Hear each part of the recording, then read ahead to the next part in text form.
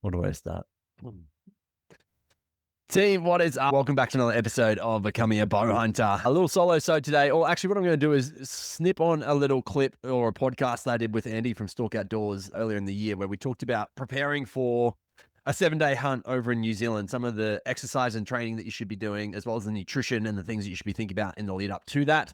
So that's going to be on the back end of this, but I also want to take you through a few other things, got some talking points in general that I wanted to cover, including how I gained and lost 12 kilos this year, which is something that we didn't necessarily dive into during the podcast, but it was something that I was in like full swing of when I had the podcast with Andy. I think I was maybe a week or two after I realized that I wasn't going on the TV show I was meant to go away for. And so I gained 12 kilos for it, being that it was a survival show, and put on a heap of weight. And then I wanted to lose that weight. So yeah, within like a 6-month window, I essentially gained 12 kilos and I lost 12 kilos. So going to share how I did that with you. And hopefully that might be helpful for some people who are looking to lose weight, especially coming into the new year after the silly season and whatever else that we have going on. Talking points I want to cover. Right now, Brett Meldrum is giving away a hunt. You can win a chittle hunt with Brett, and they are actually doing that. Pretty much it ends on the 24th of December. So you can buy tickets, and essentially what they're doing is they're raising funds for Boys to the Bush. And that's a program that is down close to where Brett lives. Essentially what it is getting boys out in nature, like kids who don't have father figures, kids who are troubled, kids who maybe are messing up with the law and doing things that they shouldn't be doing because they don't have that father figure. They don't have anyone to help to give them a straight path forward and take them into the bush. As you and I all know, that is an incredible way to help give some people some hardship and give them some perspective as well. Hardship in a good way, not in a bad way. Hardship that helps them to actually put life into perspective and re-engage with nature in general. And I think what Brett's doing is absolutely incredible. He's giving away a hunt, and all you need to do is buy a ticket for $10. Each $10 that you donate to this cause will go back to Boys to the Bush. But within that, you also go on the draw to potentially win a hunt with Brett. And Brett's going to come up. He's going to pay for your flights out of his own pocket. The hunt was given by Dan Smith, and it's on a block where they've taken plenty of amazing chittle deer before. And so these guys have come together and they're going to go ahead and Brett's also going to fly up and take you guys out in the hunt. So absolutely incredible experience. But this podcast is dropping on the 20th of December, which means you've got less than 4 days. So 24th of December, 2025 is the date that you need to get in and buy some tickets for that. Obviously, it's for a great cause. If you win the hunt, then that's freaking incredible. And you guys can go across. It's Chittle. This is the website. So chittle-hunt-win.raislysite.com. So Raisley Site is RAISLYSITE.com. Of course, you can just go straight to Brett Meldrum's page, his Instagram handle, which is Brett Meldrum 085. And that is the other place. He's got it literally just in his links above, like in his main page. So you can jump across there and do that there. Secondly, I want to talk about Boars for a Cause. Boars for a Cause was started this year by Brad. Brad runs Aussie Bowhunting Apparel, I believe it's called. I might just double check that in regards to the page. But Boars for a Cause is something that Brad started this year. Aussie, I can't do two things at once. Yeah, Aussie Bowhunting Apparel is his main Instagram page, but Boars for a Cause was started by Brad this year with the concept of, hey, let's raise some money for people in need, and we'll put some actions behind it. So every boar that is shot this year, within a certain period, it was 54 days that they set it up for. Every boar that was shot within those 54 days will get some people to put some money behind it. It was something that I actually jumped on myself. I put $5 towards every boar that was taken, and a heap of other people jumped on it as well. So they put a certain amount. It wasn't necessarily $5. Some people put $1, some people put $3, some people put 5 or 10. Brands jumped on it. People jumped behind it. Brad runs a gym himself. So a heap of people from the gym just went and brought all of these, they bought all of these presents from local shops and took them in to help donate. And so tomorrow, I'm meeting up with Brad. We're going to jump to the Brisbane Children's Hospital and take them a whole heap of gifts and deliver those presents. So the concept was that we didn't want to just necessarily give to a foundation where we weren't necessarily sure where the money was going to. I've been talking with Brad behind the scenes about this. And it's definitely something that I've seen happen before where people just buy presents and take it to the foundation they're giving it to. There's like your Vinnie's draws, or maybe Salvos, I think, do it as well. The hospital actually had a list of presents that they wanted. And so I believe Brad's gone ahead and bought those gifts and taken them to the hospital tomorrow. I've also suggested that some of the funds maybe go to domestic violence, families who have suffered domestic violence, with the ladies who are having to take their kids or take their families and go elsewhere. And so funds that might help them to help with housing, help with food for them, and different things around that. We're just waiting on some contacts to come back to us about that, which is really incredible. I think what's amazing is to see that.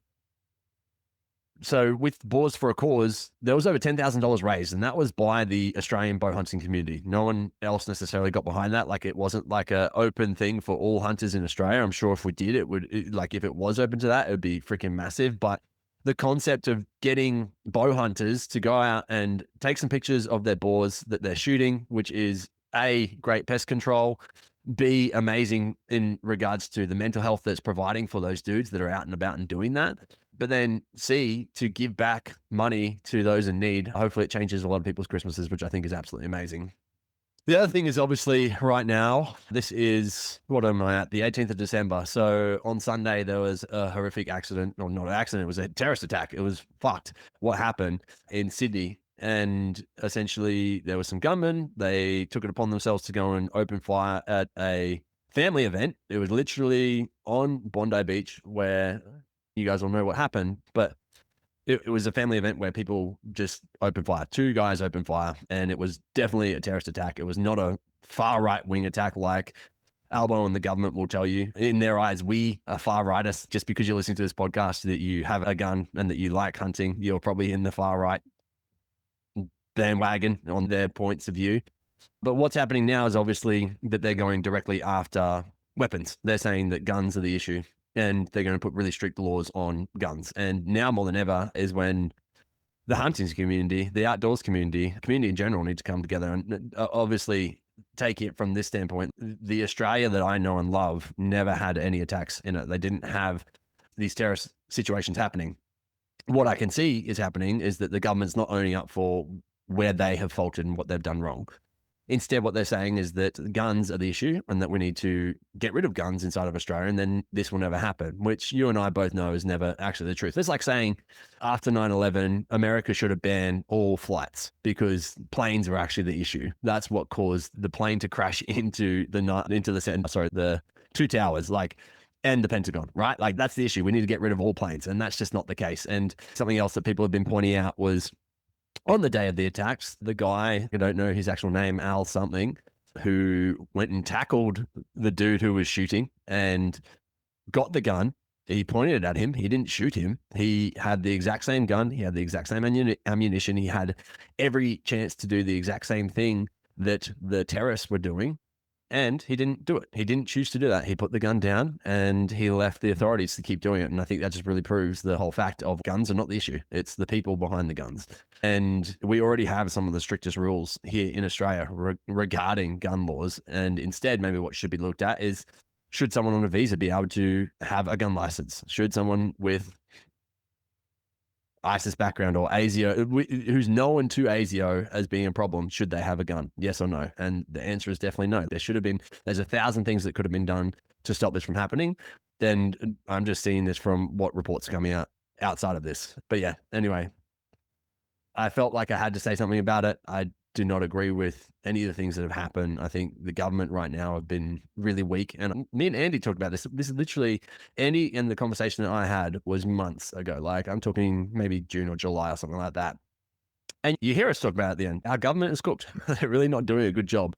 They're not standing up for Australians. They've got this wokest outlook in regards to what we should be doing for inclusion and whatever else. And I think majority of Australians have the same outlook of, hey, Australia's a great place and you're very welcome here, but you need to adapt to not wanting to kill people, to wanting to be a good human, to wanting to help out, to enjoying a beer with friends and making that mateism or that mateship a thing of our community, and stop creating that divide. And there has been a massive push for divide inside of, if you look at any news articles or news outlets in general, and what they've been pushing for the last really since COVID. It's massive. The divide that they have tried to create, the scare tactics they use, it's just absolutely ridiculous. For instance, MSN put out a thing this week saying, look at this map that shows you where guns are in your community. Like after the gun attack, that's what they put out.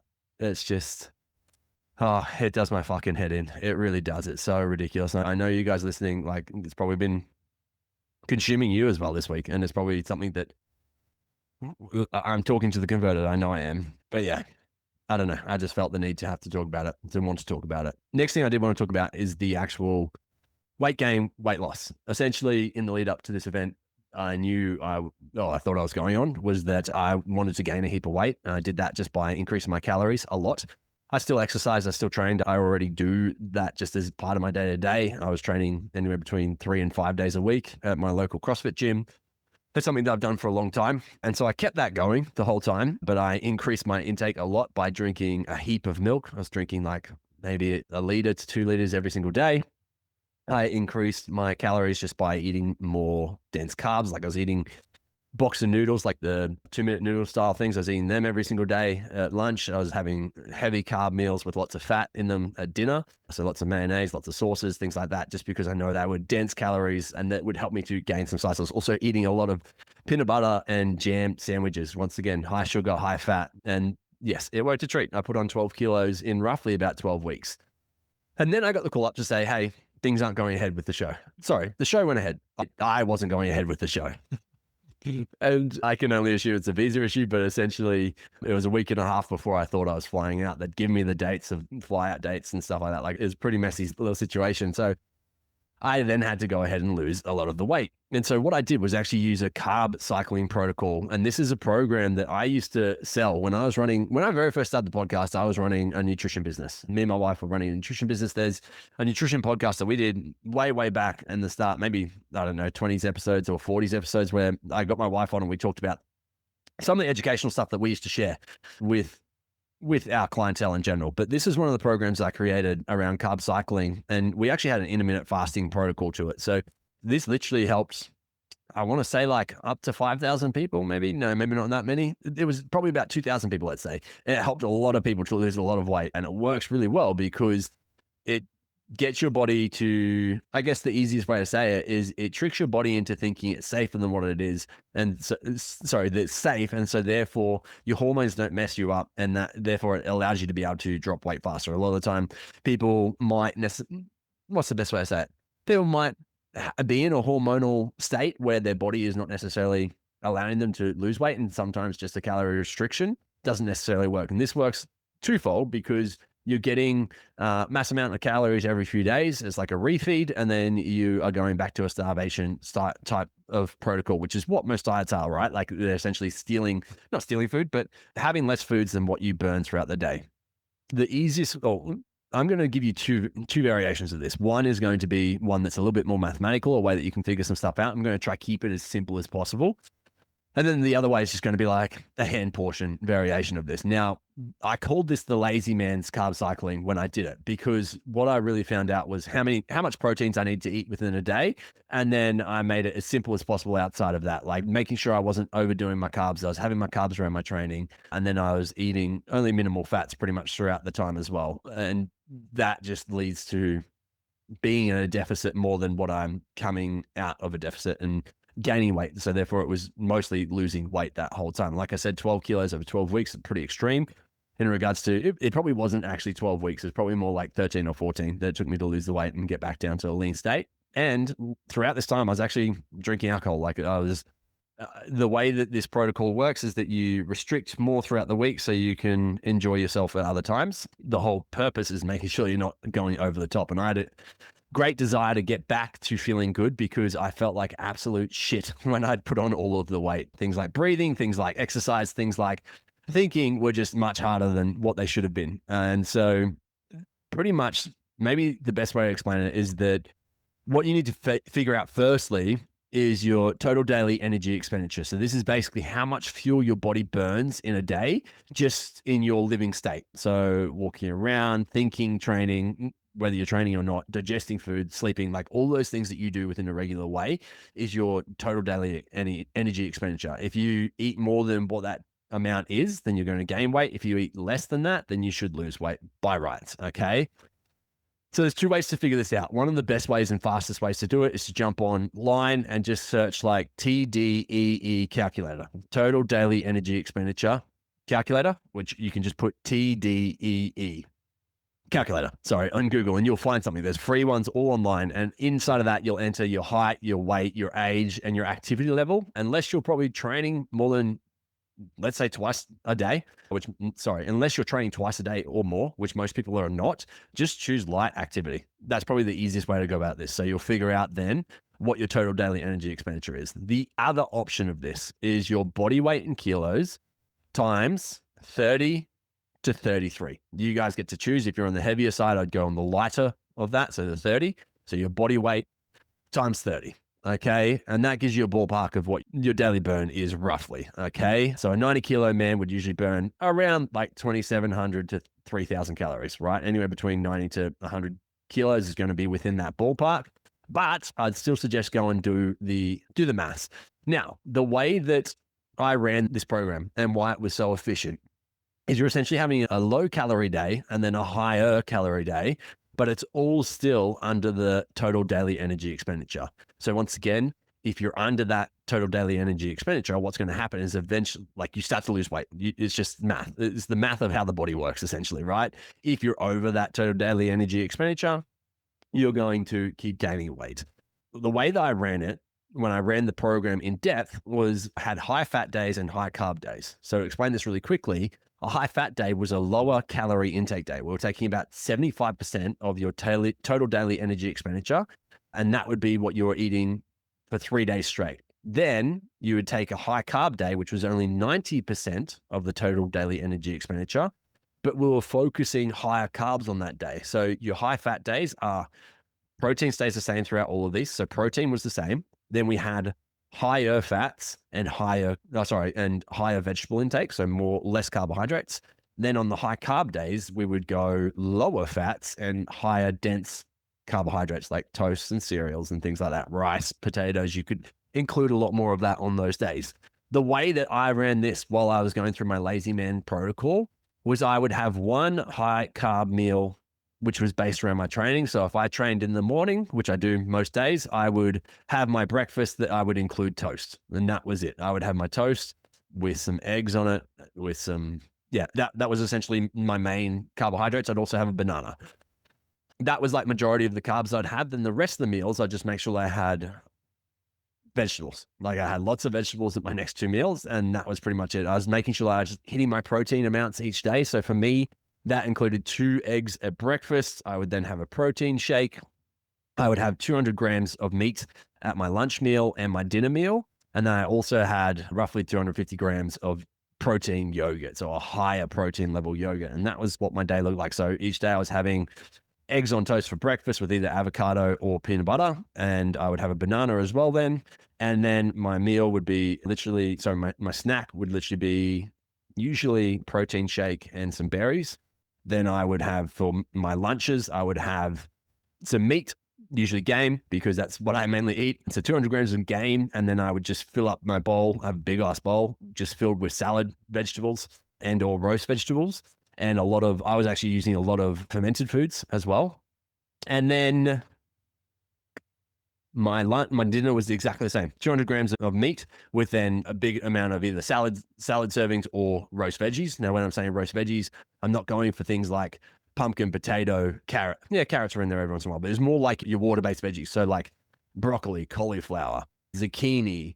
That was like the majority of what I was having. Brussels sprouts, carrots, things like that. That was what I was having quite regularly. I was also having ava, which is essentially like a capsicum, zucchini, eggplant mix with some herbs and spices in it. That's really nice. And that was pretty much the sauce that I'd put on my thing every day, because it's very flavorsome, but it also doesn't have high fats in it, which a lot of sauces usually do. They're filled with oils and things like that. So make sure that it wasn't very dense. And then, like I said, some high protein yogurt. So that was how I would essentially figure out mine. So for you, what you want to figure out is 75% of, actually, let's make it even simpler. What you're going to figure out is the protein that you need to have. So you find out your TDEE. Then we're going to go 2.2 grams per kilo of body weight for a male. So if you were 100 kilos, you would have 220 grams of protein that you would be eating every single day. If you're a woman, then you want to go for 1.8. So if you're a 100-kilo woman, not many of them getting around, you gothopotamuses, you would be 180 grams of protein each day, okay? And so, if that's the protein amounts that you want to hit. And then, as in regards to the lazy man's carb cycling, you want to exercise once a day. You want to have your higher carb meal around that time, which is going to be, let's say, roughly a piece of toast, a bowl of cereal, 2 pieces of toast. Okay, depending on the size of you, you probably want to. If you're a larger male, you could probably get away with 2 pieces of toast and be fine with that. If you're a smaller male, under 70 kilos, you probably want to go with a little bit less of that. And then you just want to fill out the rest of the day with fruits and vegetables. That's really what it comes down to, like very simple intake in regards to the actual foods that you're eating. So how I ran this was essentially throughout the week, I would have my low carb days, which is what I just talked about. And then when it came to weekends, I would let myself be a little bit more free. Like when we'd go out as a family, the girls love to get donuts or they love to have ice cream and things like that. So when we'd go and do that on the weekend, we would go and get these things and I'd let myself eat them, but I just wouldn't go excessive with them. Like I'd let myself have 1 donut rather than 6. I'd let myself eat the 2 scoops of ice cream, and that was it. It's just all about making sure that you're not overdoing it. And so that was essentially what I would then count as my higher carbohydrate days. On weekends, I would have a few beers, I would eat some foods with the kids, and I would just enjoy myself, but not let it blow out too much, not have too dense of meals. I'd still make sure I was getting my protein in and trying to have that for breakfast, lunch, and dinner. We actually had, during this period, we were in a phase of making homemade pizzas. So every single weekend, usually Friday and Saturday night, we were making homemade pizzas. And so you can really eat whatever the heck you want. And as long as you're in a calorie deficit, it will work for you. But what I did tend to find is, like, if I ever started to plateau, I would chuck an extra high carb day in there. And so what that meant is if I was training Monday through Friday, on Thursdays, every once in a while, I would just increase my carbohydrate for that day. So I would have, for instance, my toast meal for breakfast, then I'd have some extra rice or something like that, extra rice or pasta at either my lunch or dinner meal. And that was essentially like increasing the carbohydrates, increasing the calorie intake. And then what that's doing is giving your brain, once again, when I was talking to hormones before, giving your brain that stage of, hey, everything's safe, we're all good. And then in those lower calorie days, then you're burning faster. Now, if you want to do this with a portion control that's not having to track or count or weigh and measure at all, like I was weighing and measuring every single meal, the amount of protein that I was putting on a plate, because I absolutely love meat in general. I'll eat more than what I'm meant to. I'll stack it on the plate and be like, yeah, sure, that's 200 grams. But if you want to go for a version that would work potentially, obviously, the more dialed in you can be, the better off you're going to be. But if you want to go for let's say for a high fat day, the best way to follow it would be a palm size of protein, a big set of vegetables, like a whole hand full of vegetables, 2 thumbs of fat, and do that in 3 to 4 meals a day, right? Probably 3 meals of that plus 1 extra meal of just a palm of protein. That would probably get you sorted for your day. If you're going for a high carb days, what you do is probably a palm of protein, a fist of carbohydrates, minimal fats, so not really adding like mayonnaise or avocado or anything like that. You could have a few veggies there if you wanted, and do that for 3 meals plus an extra slab of protein, like extra protein portion from your hand size. That would be pretty well dialed in, I would think, to the sizes and amounts that you could eat. So hopefully that wasn't too confusing. I know, obviously, if it's a topic that you're interested in, then it's easy to listen to. If it's not, then it can be boring and dry as all buggery. So I know this is a hunting podcast. The whole purpose of sharing this and what I'm about to share with you from Andy's podcast is that literally, in my eyes, the better shape you are in, the easier it is to go up the hill, the easier it is to stalk, to carry animals out, to carry the meat home, to be able to do all those things. That's why I literally used to compete in CrossFit. That was like the thing that I was very interested in. I would snowboard and I'd do other hobbies as well, snowboard and surf and things. But when I transitioned into hunting, what I really found is that hunting and being able to carry a deer off of the mountain was like, it's my drive now. It's my focus. It's, hey, I just want to be hella fit right now to make sure that no matter what situation I get into in hunting, that I can carry the meat home, that I can preserve any of the meat that I'm hunting, that I can keep that for the family, and that I can enjoy whatever hunting situation it is that I'm getting put into, that I can endure it. Part of that comes down to mental toughness. And I've talked with people about that who don't necessarily train and exercise before. If you've got the right mindset, you can pretty much overcome anything. But my mindset is if you are fitter and healthier and in a better state of condition, then you are going to do a better job of that in general. So that's always been my outlook, and that's why I share this stuff. Anyway, here's the podcast that I did with Andy from Stalk Outdoors. Enjoy, team. Here we are. This is a little bit of a special one tonight. Me and this fella have been talking about a bit of a collab for probably a couple of years almost. You probably guessed who it is from the voice and the laughter just there. Matty from Becoming a Bowhunter. Welcome to the workshop, mate. Yeah, thanks for having me, man. It's cool to see the place, see what you've done with it. It's good. Yeah, it's getting there, mate. We've got a few bits and pieces on the wall. I think the old spear guns are still dripping, actually. I had a bit of a dive yesterday, give them a quick wash, but they're back on the wall. Yeah, that's cool. It was good. You were a good guiding light for me when I got into spearing, actually. I hit you up, I'm like, dude, what do I need to buy? You're like, oh, just do this. I'm like, done. Went and bought all that. I think I remember that, yeah. A Shrek's course, I think you went on. Yeah, it was great. Yeah, really, if anyone's looking to get into spearing and they haven't done a course, I can strongly recommend it. So good. Yeah, literally, I walked away that weekend going, okay, I know how to spearfish now. Yeah, it was really good start to finish. Yeah. Yeah, I think Big Shrek, I think he might have been out on his Whitsunday on spears, I think. Yeah. Yeah. Looked like a pretty good vessel. I think they had a big sailing ship. And I think he was doing 2 weeks back to back this year. So I don't know if he'd done 1 week and just starting the second now, or if he's done done both trips. But yeah, sounded like a pretty cool trip what he was doing, what he's organising. Yeah, I think he's getting into the courses and stuff a bit more, which is a good thing. I think there hasn't been fuck all in the way of spearfishing courses and stuff. And for someone that's starting out, it is probably a good way to shortcut your learning, isn't it? Yeah, definitely. It's pretty affordable, really, when you look at it. Like in regards to getting out and getting your gear and getting into spearfishing, I found it a lot cheaper than even getting into bow hunting, to be honest. Yeah, a lot less of a learning curve. I'm sure there's obviously a learning curve with the more fish you go after as you start to dive into like specific species and whatever else. But to get out there and just shoot some fish was pretty easy. It was pretty good start. Obviously, having the courses like the Koga Adventures and stuff like that is probably a similar type of thing. Definitely, yeah.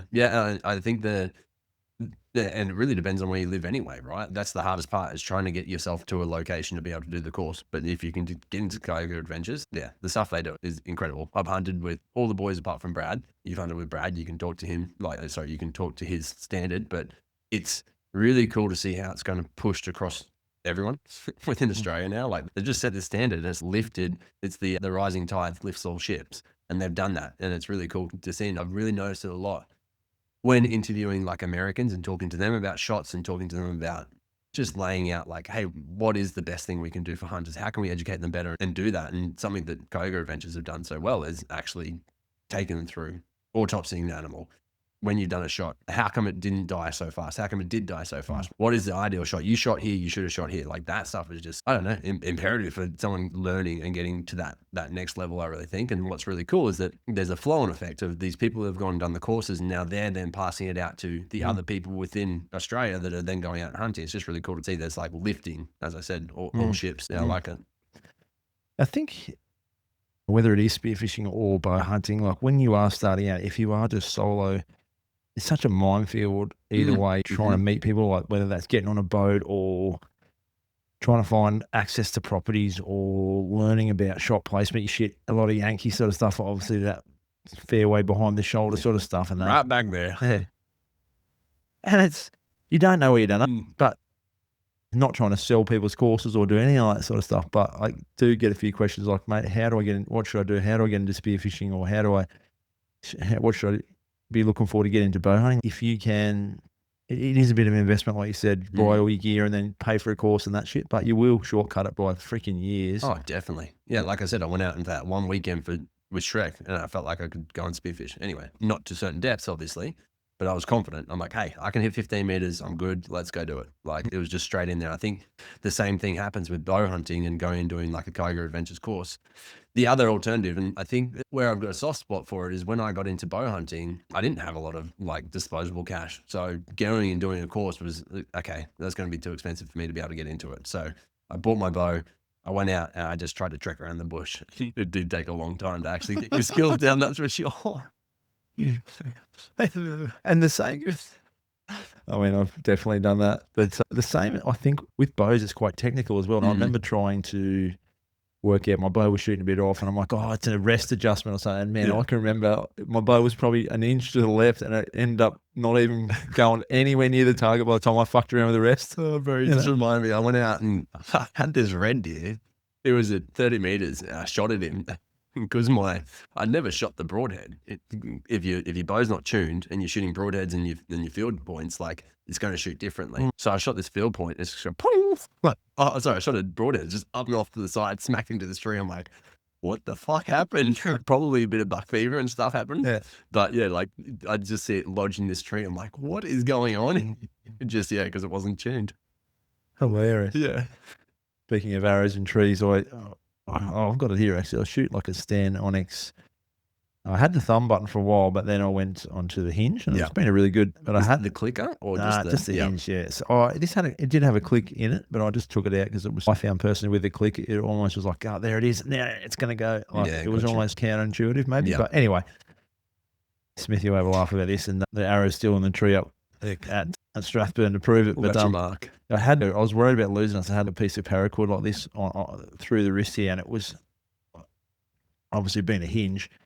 It's all about angles with your hinge. The boys will say I'm making excuses here, actually, but it's quite funny.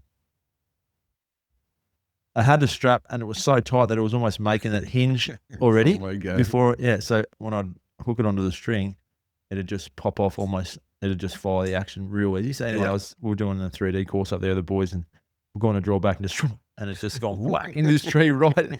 And I've got a couple of mates up there at the moment. They're like, oh, God, I nearly lost my eye on this freaking arrow. And they sent me a photo. It's still hanging out of the tree. The boys have left it there. But then what matters make it worse, there's a good ball in the water. I ended up shooting it, but it's a pretty good shot in the end. Brad was there filming it, and I'm walking up. We were running, trying to catch up. I think we told the story on the podcast before, but yeah, I've hooked it on, gone and draw back, and just sent the arrow like a meter in front of me. I turn around, and Brad's pointing at the camera and going, I got it, mate. God, so good. Not in front of Brad's thinking. Did straight away like some of those yank videos, and there's an elk right in front of them, like just shooting to no man's land. What are you doing? Well, any of those videos that Brad always sends them to. Oh yeah, that's so good. Yeah, a reminder. I was so pissed off though. I fucking remember drawing back. I'm like, no, and then I end up shooting him a heart shot, and he's like, not bad, 1 from 2, mate, on that big. And I'm like, anyway, good fun. But yeah, I think it's a pretty good season up there at the moment, actually. It's pretty dry, and the boys up there, all reports were, it's looking like a pretty good season for them. So. Yeah, it's good. Big old Boars getting down already. Yeah, they've been shooting a couple of boys I know are up there, and shot a couple each, and learned a heap. Hopefully it works out as a good season for them. Mate, I think we spoke about this off air. I've had a bit of an experience going over to New Zealand last year, or this year it's probably the tail end of the Red Raw, but I'm in the early stages for planning next year to go on a multi-day or a week actually solo backpack hunt to some pretty steep terrain in the search for some reds. I thought it'd be a good opportunity to get together with you to put a little bit of an episode together about properly planning from all things from basically now, what are we, 8 months away? Yeah. Going through things that we can do now, and then as we get closer, all things through fitness, nutrition, that sort of stuff. I went there this year, and I was physically prepared, but I think a lot of people would go there without quite the understanding of how steep the terrain is and how much, man, ridiculous. Fuck. I thought I was reasonably prepared, and by the end of a couple of days, I was falling apart a little bit physically, and I thought, fuck, if I come back next year and have a real good crack at this, I want to put a lot of effort into trying to get those 1%ers down pat. They can not play quite as big a part. Some people might think, oh, fuck, who cares? We're going to go into detail tonight about hunting for fitness for hunting and some different specific exercises and stuff, and nutritional guidelines that we can go down. But some people may think, oh, that's just overkill. You don't have to worry. You just go there, tough it out. Don't be a pussy, that sort of shit. This may not be an episode for someone like that who's doesn't really mind too much about that. But I think it really comes down to mindsets, right? At the end of the day, and you can have a great mindset going into it, and then you get over there and you realize how steep it is and how much it's going to kick your ass, and I probably should have prepared a little bit more. And that's when you go, like what you're saying, oh, fuck, I'm going to do this properly next time. Versus, I had Benny Slaris on the podcast just recently. He just did Fiordland. And he's like, oh, yeah, it took me 6 hours. I walked up there and I hadn't done any training prior to this. I'm like, you're a madman. He's, I've got the right mindset for it. Like, he's walked hills his whole life. So I didn't need to do anything because it's all I've ever done. I get that. And he was talking about, I probably should lose some weight. I'm like, you just don't have the pain. Like, you don't have the pain to lose the weight. So why would you? He's like, yeah, you're right. It's just, as a concept, I think going into something like this, it really comes down to the personality of the person and as to if they're actually going to put in the effort or not. And then I think also finding a routine that you actually enjoy to do is also going to be part and parcel of it. We could sit here and give you literally like the exact strategy of what you should follow. But then if you have to go and do it by yourself, you're like, fuck it. I'm not motivated to do it. Why would I? Versus, hey, just go and make sure you're doing something consistently from now for the next 9 months. Then it's going to be better off than what you are right now. So yeah, it's just about, we will get into the depths of it and we definitely will give you some really good content on it. But yeah, you're right. It's like, it comes down to the person. I wasn't going to mention names, but he was exactly who I was fucking thinking about. You don't need that shit. Definitely. He would have been sucking in the fucking big ones on those hills. Big fella. Cool. But he's got the mindset just to keep going up the hill. He So does. Yeah. Probably on the go here, the dog. Nah, he come on the podcast before. He's a good man. Yeah, mate. So again, a couple of reasons. I definitely want to give my best shot over there. Some of the areas I'm looking at are pretty steep and unforgiving country, but also like you touched on, I'm a person that likes to have a training goal and stuff like that. If it gives me, if I'm like, I want to train for this, then it'll give me a reason to, rather than just plugging away with not a super sort of goal in mind. I find if I have some sort of fitness goal, or whether that's a triathlon or whatever the fuck it is towards the end of the year, whatever, then it helps keep me motivated and gives me a reason to put in some effort. Track on, yeah. Yeah, it's very interesting. When I got into hunting, it transitioned for me in regards to, I used to always be like that. Like I just had a goal for working towards something. Like I was always trying to compete in CrossFit or do something like that. And then I got into hunting. I'm like, you know what?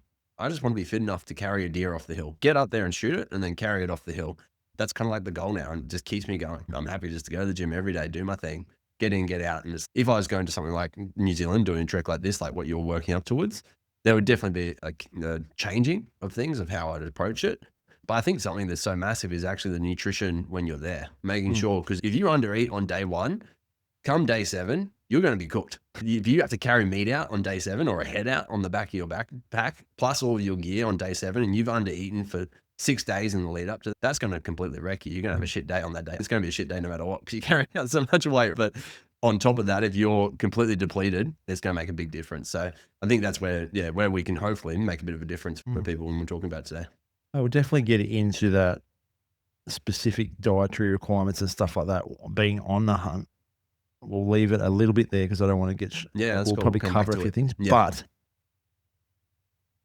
I would definitely suggest that a lot of people may not understand the absolute importance of hitting those numbers, whether that's your calories and the detrimental effects like you're saying. I've seen that many blokes in hard terrain and stuff like that. I'm fit as, I'm this, but they haven't had the electrolytes, they haven't had the nutrition, the calories, and it doesn't matter how fit you are or how strong you are and how mentally tough you are. When you're gone, when you run out, you're fucked. Yeah, definitely. And that was the thing. One thing I really wanted to get across to people and put a little bit of information out there on working out how much you're going to burn, how much you're going to need, and that sort of stuff. So I really don't want that to be a factor when I'm over there. So I don't think you can just turn up with a couple of dehydrated meals and think that you're going to last 6 days. No, people would do it. They definitely would do it and they'd be fine. But it is the flow-on effect, right? It's, hey, if you think about, I don't know, it's probably not the right thing to compare it to, but it's like the world football, let's just say it's like let's even just say grand finals or something like that, right? Or even State of Origin, right?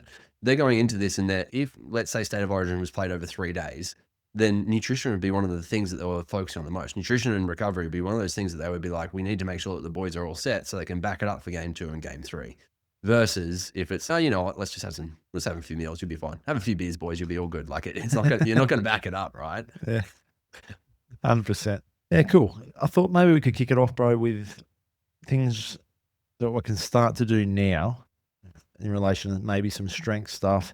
The rough pack weight, I'm going to try and keep it under 30 kilos. Yep. There's going to have full week's worth of food and all the shit. There's not going to be resubs and stuff along the way. It's going to be a fairly heavy big pack coming in. Yeah. Yeah. So one thing for me personally, I'd like to get your thoughts on this.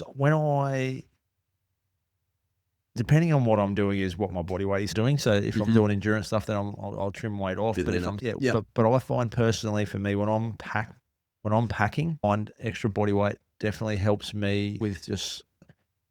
For me, there's always been a bit of when I'm a little bit heavier and lifting heavier, I'm much stronger and I find I can carry the weight a lot easier. Yeah. What's your 100%. And it comes down to, if you think about strength per stride, and it comes down to even endurance athletes as well. If you can get an endurance athlete stronger, their output's going to be better on a marathon, for instance.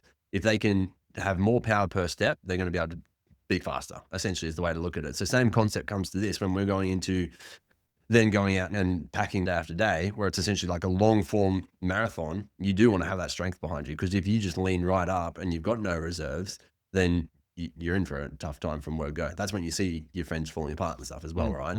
Yeah. And sometimes that might mean higher body fat percentages and shit like that as well. I would definitely go in with a high body fat for this in particular, like trying to gain 1 to 3% of your body weight before you go on that trip. Meaning, like, if you're aiming to be 90 kilos when you get there, or let's go 100 because it's easier. If you're aiming to be 100 kilos when you get there, you would go for 101 or 103 kilos, ideally, when you're on the mountain, so you can burn off that little bit of extra when you're up on the hill. Yeah.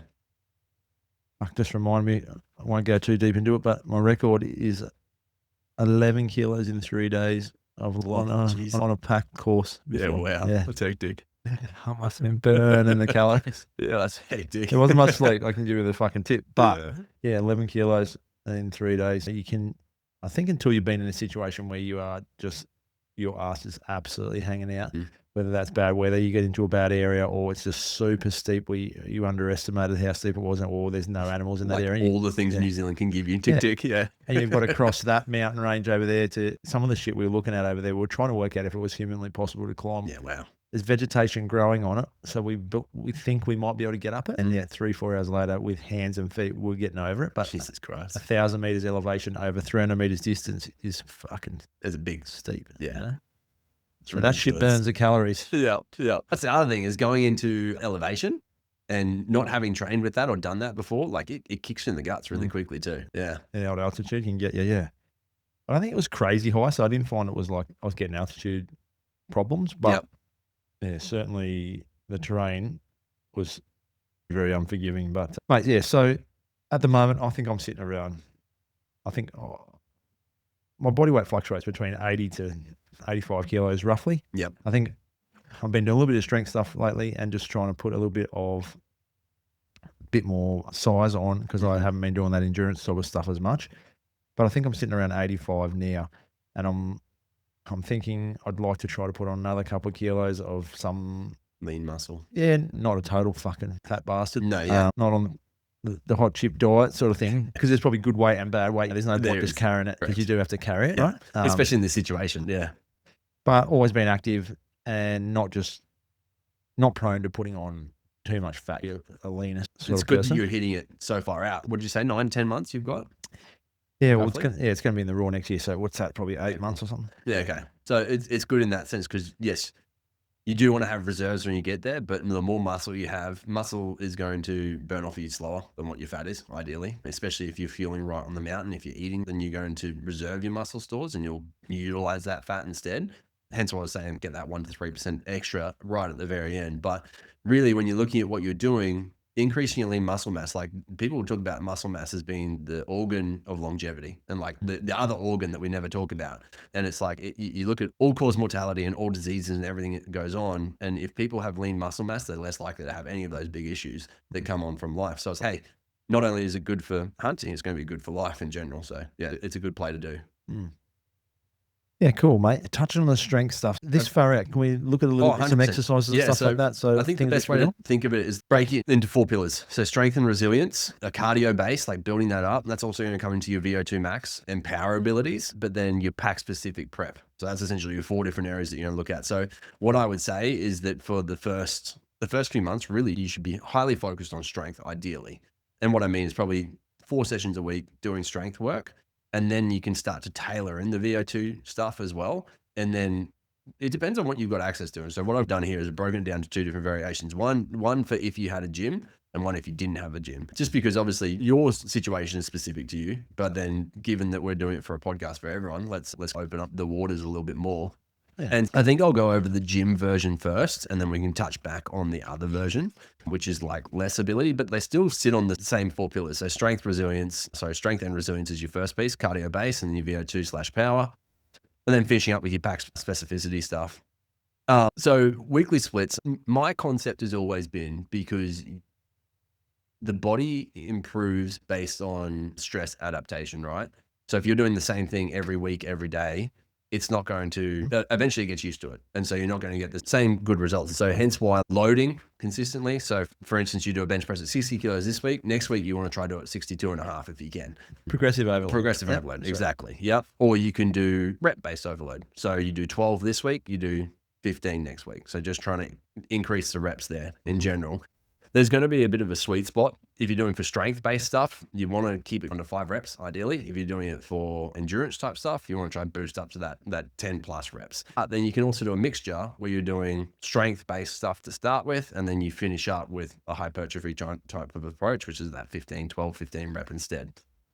So looking at like a weekly split, saying that you only had an hour to train each day, because I feel like probably in most cases, most people aren't going to have much more than that. I was like, heck, what can we do to keep it pretty realistic to some degree? So a weekly split might look something like this. So day 1 would be a lower body strength day, where essentially we're going to do some form of warm up, ideally, just get your blood flowing, etc. And go into either like a back squat or a deadlift. Let's go with, I'll say it exactly how I've got it right here. Back squat. If you've got safety bar back squat and you've never done them before, probably use the safety bar instead. But that is going to be a progressive overload. Going for 4 sets of 6 reps, just progressively overloading it week by week. Once again, if you start at 60 kilos this week, next week, ideally, you're going to do those 6 reps on them at 62.5 kilos instead. Romanian deadlift, 3 by 8 to 10 reps on that one. Walking lunges or a Bulgarian split squat, 3 by 10. And then some form of like calf raise or something. And then finishing up with core and or carries. So we're going to do a farmer's carry, which is going to be dumbbell or something in each hand, or a suitcase carry, so one hand only. And we're doing 3 by 30 meter, 3 by 40 meters stints of that. And ideally there we're going heavy. Yeah. The idea is just we're trying to get like an off, if you're doing a suitcase, you're getting like an off balance. So you're having to stabilize with your core, or farmer's carry. It's just good for progressive overloading for the forearms and grip strength. Yeah. Yeah, cool. That was one thing I was going to touch on with you.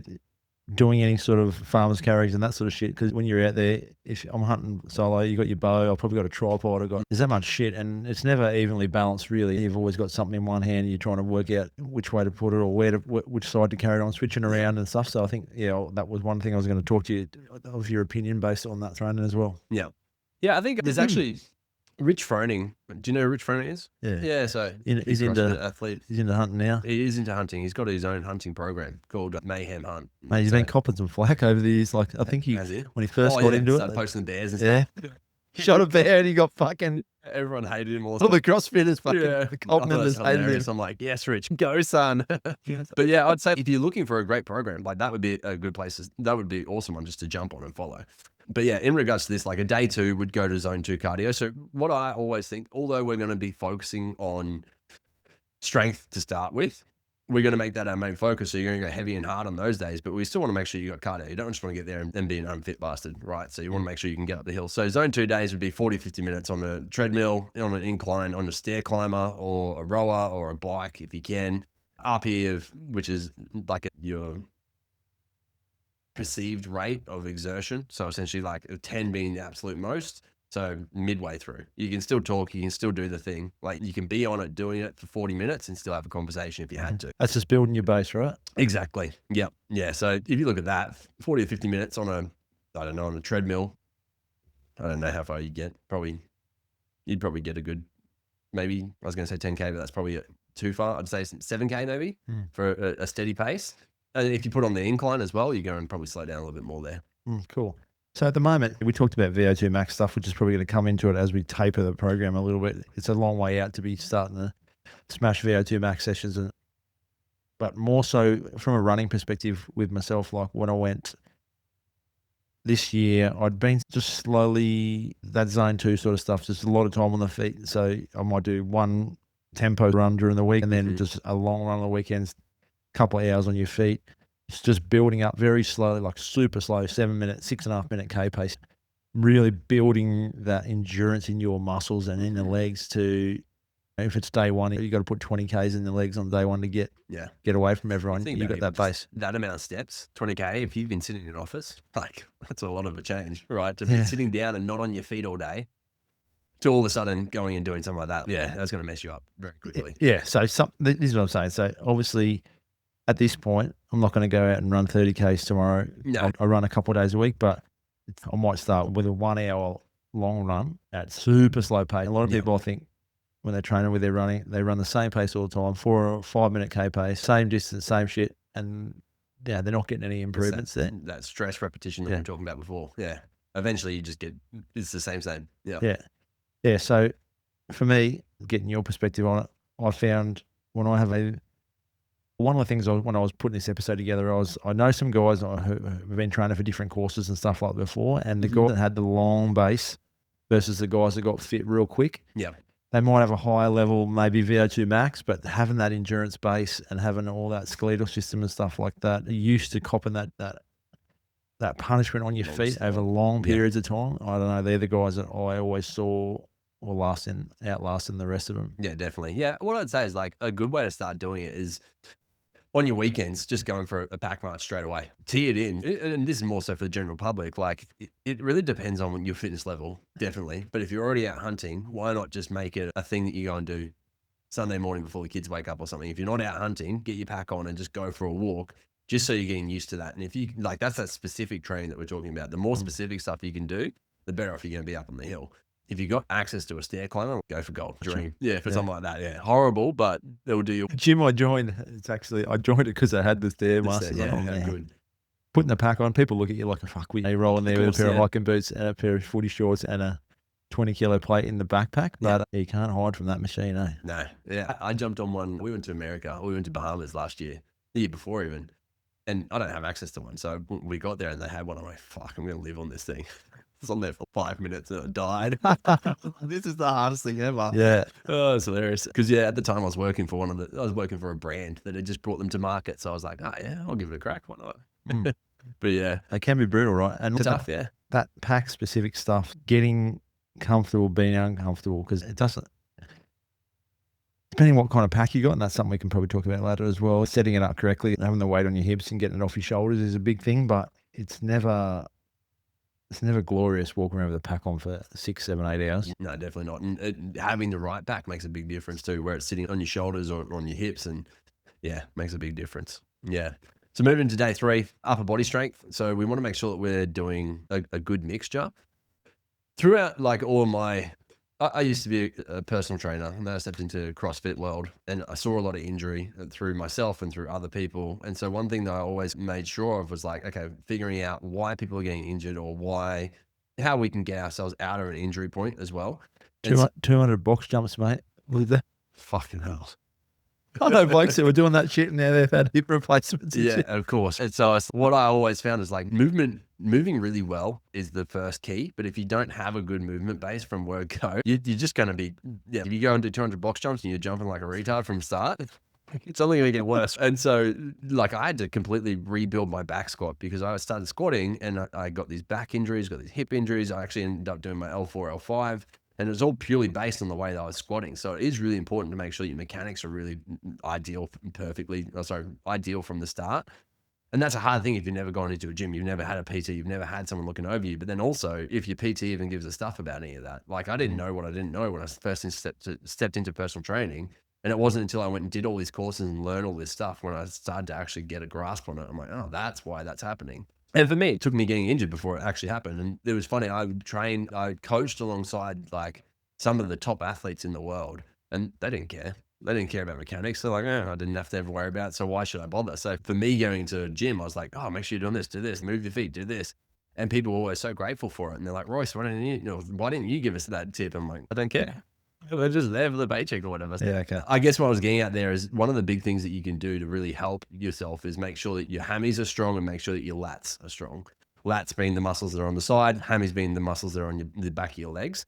But doing that will help with alignment with hip stuff. It will help you with alignment with your back in general and spine and everything. So making sure that you're really dominant on that stuff, or not dominant, you don't have to overdo it, but essentially making sure that they're strong is going to help you out with a lot of stuff. Going on to the upper body, we do like to make sure that you're getting a lot of pulling in. Pushing is also important, but That's you're going never to a problem. Yeah, exactly. Married man. So we go into your day 3, you have some pull-ups or a lat pull down, 4x10, ideally, or 4x max if you're doing pull-ups. And then each week you're just going to progressively increase that if you can. Overhead press, so barbell or dumbbell, 4x8 to 10 reps ideally. Chest press would be chest press or weighted push-ups would be 4 to 10 reps with that one. Seated dumbbell row or a seated machine doing your rows would be good. Dumbbell row if you can't get one of those in general. 3x12. And then face pulls or banded pull, something like that. Bands are actually a really good one to get if you don't have access to them. If you're at home, for instance, and you've got just those little resistance bands, they're really cool to be able to set up and really good for ligament and making sure that you can strengthen your ligaments as well as strengthen your muscles. And that's obviously important for longevity once again. Yeah. So face pulls or banded pull aparts, and then a plank or a variation, just once again working on that core as well. Yeah, it's going to be important for your back strength when you're up on the hill. Especially carrying a pack, right? That was one thing I was going to talk to you, like the importance of strengthening your core. Yeah. Back extensions, that sort of thing. Yeah. Weighted sort of stuff. Like, yeah, I'm for it all. If you can. And once again, it's coming down to what you've got access to. But even as simple as carrying something on your front and walking with it, like that's great for your core. Yeah. Great for being able to stabilize and pull yourself into position. Yeah. Sit-ups, crunches, holds, anything like that's going to be really good. Yeah. Yeah, making sure you're hitting on the backside as well, not just the abs. Or correct, whatever, yeah. So your extensions and like you said, your back extensions. If you've got access to a glute ham developer, a GHD, they call them. Oh, yeah, they're great. brutal. Yeah, they're very good. Yeah. Mate, can I talk about, I've put a lot of miles on my legs over the years, but I wouldn't say I haven't got any major knee injuries or anything. But one thing I want to strengthen, and like on the trip this year, after a few days, I did notice I had a lot of fluid build up and stuff in my knees. First time I've ever had it. And I'm like, fuck, I could really tell that I'd sort of stress my legs a fair bit just with the sheer amount of climbing and that it was. And one of the things I was looking at, obviously this sort of stuff, running and pack marching and stuff, is a single leg activity. You're on a single leg a lot on an undulating ground. So things I'm starting to incorporate some specific single leg exercises. Can we talk a little bit about are we going to get benefit from that side of things, like that your assisted pistol sort of squats or those RDLs? Yeah, single leg stuff's really important. And like you said, that's what pack marching is essentially, especially when you're on the hills and you have to take a big step each time. It's essentially like a pistol each time or a box step up each time. So yeah, that's massive. I would really recommend it. Once again, banded stuff for your legs in general, like banded single leg curls and extensions. That's going to be really good for your knees and strengthening the ligaments around them as well. But also, going into an RDL, a lunge, like step ups, they're all great for progressing that in general and strengthening that up. Yeah, okay. It's something I've done back squatting and shit for years, but all the compound sort of movements, but I've never, and whatever, squat 100, 110, whatever it is for multiple reps, but then to try to do anything single leg, man, I'm that fucking weak on it. I'm like, man, I just don't feel like. On both legs or just one? Fairly weak on both, but definitely weaker on my non-master side than the other, but I've just neglected that side of things. And I really wanted to put some effort into strengthening ligaments and knees, ankles, that sort of thing, because that was really what I suffered from last time. Yeah, definitely. Yeah, in that sense, then I would actually focus a lot more on your single leg stuff rather than your compound movements, especially if you can get in and do like box step ups or on the stair climber. Just doing that regularly will help just with that in general. Yeah, you'll build that capacity a lot faster. Yeah, okay, cool. Mate, a bit of rehab stuff for knees as well. I think we chatted the other day on maybe at the Venture Hunting Expo, which was a good weekend. Caught up with the Termsus boys and lots of people came in. It was good to meet everyone. But one more was sitting out there. We talked about, there's a guy, I think he's online, knees over toes. Toes guy. Yeah. I think he was a basketball player, couldn't play anymore or whatever, and he come up with a heap of techniques if people have got bad knees, or check out knees over toes. guy or whatever it is, I think online. And one of the exercises I think has worked quite well for me was just setting the treadmill up on a fairly steep angle and then actually turning it off and then walking backwards uphill on it. So you got the drag resistance. And you have to push it with your legs. It's not running. Yeah. And just like 10 or 15 minutes of that stuff, walking backwards, man, your quads are on fire, but also we're always running and moving forwards, but never really strengthening the reverse movement of that. And that's really good for alignment, knee alignment. And then the other variation, if you don't have a treadmill, is to grab a sled or chuck a weight plate on the ground and drag it with a rope. Same thing, just walking backwards. Yeah. I guess even up a hill, if you don't have access, up a hill. Climbs or something like that. Yeah. Backwards hill climbs. Yeah. Great for it. Yeah. And he does a lot of foot extensions with weights. Once again, like just strengthening calf muscles and tib and fib and stuff and making sure that it's all in alignment once again. But yeah, very interesting stuff, his stuff. There's also another guy that used to do a squat every day, I think there was. And what they would do is they'd do, to make sure that their hips were all good and their knees were good, they would squat and they would do different variations of squats, but then they would finish up with like 100 walking lunges every day or 50 walking lunges, 200 walking lunges, whatever it was. And it's just, once again, that single unilateral alignment, making sure the knees are all in good position, making sure you're lunging well from word go, obviously. You're not sending your knees over the front of your toes, that you've got it all in a 90-degree structure from your leg status. But yeah, that's also another good one for that. Yeah, cool. I think that's definitely... But sorry, back to that, actually the knees, the banded hamstring curls. So what I would do is literally just tie a band around a pole. You're sitting on a chair just like we are now, and you're just fast moving, just legs like in and out. You do 100 of them, and it just, it helps with alignment, helps with strengthening ligaments once again around the knees. Yeah, okay. Yeah, for someone if there's people listening, they've been out hunting for a while, they've put a few Ks on their legs, and their knees probably aren't in the best state. Yeah, the best state. Yeah. I think I've had some arthroscopes before, and they're like, "Oh, look, man, there's not a whole lot in there left to take out. Just get those ligaments. That's all you got now." And a couple of reasonable physios, they're like, "Man, you got to get as much strength and tension through those ligaments to keep all this shit into place now, because you don't have a whole lot of cartilage left." I don't know. Definitely for me, I need to work on that single leg stuff, because I just want to be able to keep doing this shit. Yeah, definitely. Without just fucking myself. Yeah, exactly. Yeah, we're in it for a long time, ideally, right? I see hunting being something that I do after retirement, not finish with retirement, right? Yeah. Or getting injured, like doing a bad injury, or it's just, I'm sure there's probably plenty of people out there that have done an ACL or something like that, who are probably a bit wary out hunting when they're walking around with a pack on undulating ground or anything. But one of my mates, Corey, had done his ACL, fully ruptured, and he's just out there, just trekking. Full one.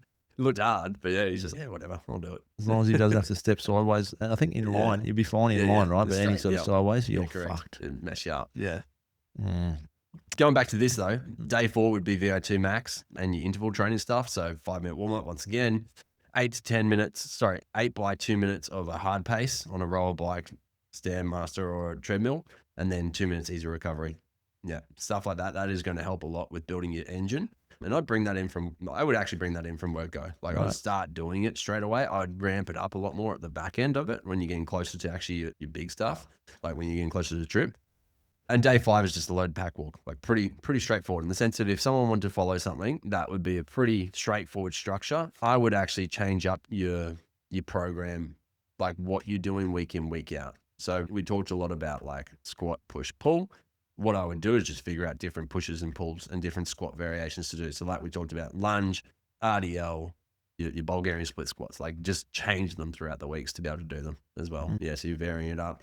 Day 6, mobility and conditioning mix. So do some form of circuit if you can, but really focus on, making sure everything's in good alignment with mobility if you're up for it, ideally. Yeah. And that's the thing too. I mean, some people are like, "Oh, fuck, this is a fairly big commitment." And it is, like I said, when I spoke to you, I want to do a fairly comprehensive review of it all, but it's time dependent and or what you can fit in your life and what you're willing to sacrifice, what you want to get out of it, obviously. But and that mobility stuff, when I was doing longer endurance stuff, the Ironman type of shit, and I started doing, I didn't have an endurance background really, but about 12 months prep, and then going from really not running a whole lot to doing a shitload of running and stuff, the load that you're putting through your body and the adaptation. But the mobility stuff, I really started doing a lot of it, and instead of just sitting on the couch now, I try to be on the ground, just doing like, or something. Yeah, just lower back, like a lot of hamstring and lower back loosening. And man, I went from being a little bit sore, starting to do all the stuff to doing 250k bike rides a week, 50, 60, 70k's of running and swimming for 8 months, and having no pain whatsoever. Yeah. Yeah, it's crazy. And being more sore because of the mobility stuff I was doing. Back to the alignment stuff I was talking about at the start as well. If you move well, then you can't move well if you're tight. So if you tighten everything up and then you're trying to squat well or ride well or walk well, you just can't do it. So yeah. Everyone's tight though. No one fucking does this shit. Like literally, definitely. For some reason it's, and I'm the same, but now I'm actually prioritizing the mobility stuff over everything else, because if I can't, I don't know, for me personally, getting older, I'm my mid-40s, I'm like, the people that seem to be moving around doing all this shit are the ones that are almost hyper flexibility. They're not fucking tight. If you can't tie your shoelace up in the morning without fucking straining. Making the noises. Yeah, and that's the thing. You get out of bed, you try and put your shoe on and tie your shoelace up by bringing your leg up.